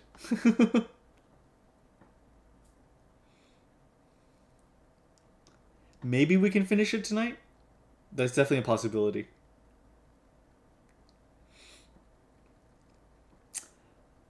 Why do you say so sooner? I mean, it's just a little bit. It's like not that bad. It's not that bad. Maybe next week, so it's like a session fine. Yeah, that's what I was thinking. Like so I could say like this is the finale. Yeah, that wouldn't be so bad an idea. Yeah. So yeah, next week we could finish it, and then we could just sit there and talk about it for like the rest of the time that we have, you know. And then the week after, well, the week after I'll be gone for the weekend. So there'd be like maybe 1 week break, and then the week after that. So we'd be beginning Great Ace Attorney at the end of the month probably. Yeah. Season finally. Season yeah. Not, yeah. Season finale. Yeah. Yeah. Okay. I think that'd be a good idea. I am feeling a little bit lightheaded. Just a tad, just from just a smidge. So I feel like I should be at my best for the end of the game probably. Yeah. Sorry about that. I didn't expect to be feeling like this kind of dizzy right now, but I think sleeping one good night hasn't allowed me to recover entirely from my sleepless week. So yeah, I think that's not a bad time to call it. I think we can continue next week and finish the game. Oh man, dude. Wow. Wow, man. Man. Health is more important than Ace Attorney. I appreciate that. I appreciate that very much. Here, let me play some music, and then we can conclude the stream. So here,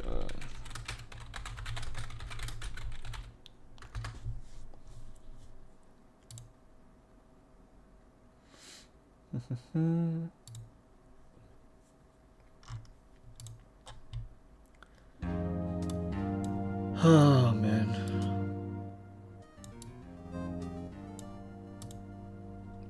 God, man.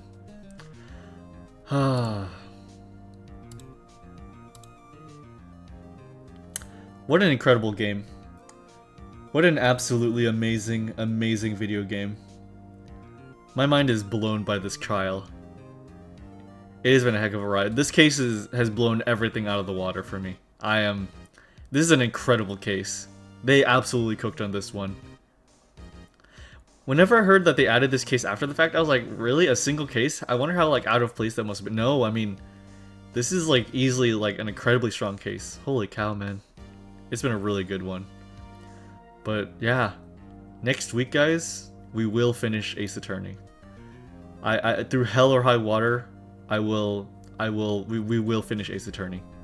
I think that's what I would like to do. Yeah. I think that'd be good. So guys, thank you so much for joining me. Tomorrow I will do an early modeling stream. I will start at 5 p.m. my time, I think. And I'll just be modeling until the nighttime. And that'll be that. But tonight I'm just gonna take it easy. I want to work on a little bit more art, so I'll just be doing so. Feel free to hang out with me if you want.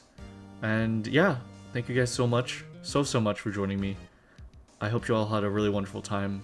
And next time, let's find the truth. Let's do it. Here.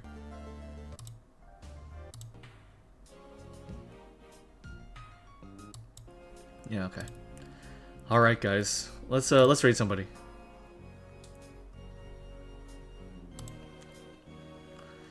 Okay.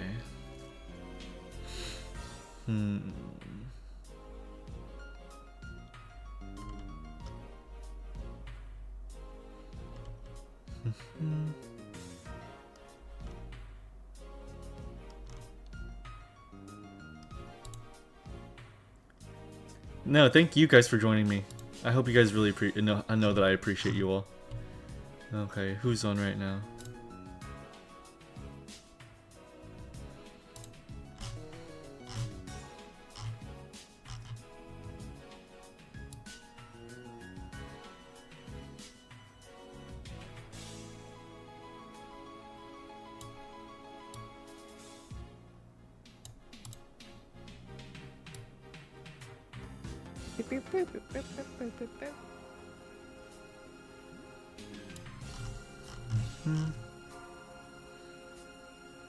Let me check this channel real quick.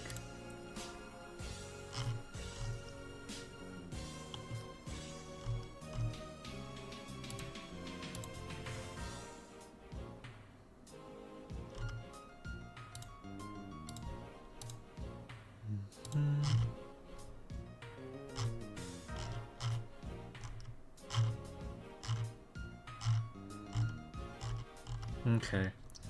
So I think we can raid Margot, a VTuber that I recently followed because I just like their energy. Yeah. Okay.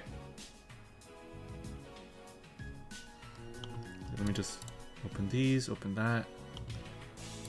Okay. Da-da-da.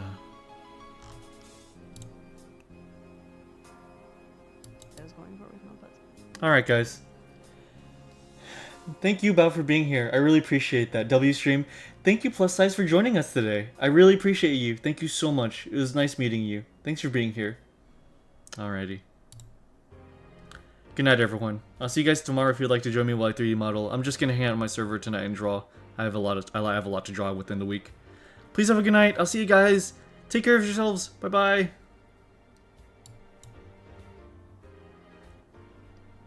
The amount of porn for women, quote unquote, for women versus quote unquote for men. The one would definitely be bigger than the other, but there's lots of women out there making porn every day for other women. MrNeutral Tuesday, thank you so much for the raid. I appreciate it. Hello, welcome, welcome. You're just like Isayasu Sato. I don't know who that is. I see you as a film director. I have no idea who this is. I'm gonna take it as a compliment because you have good taste in movies. My friend who shall not be named did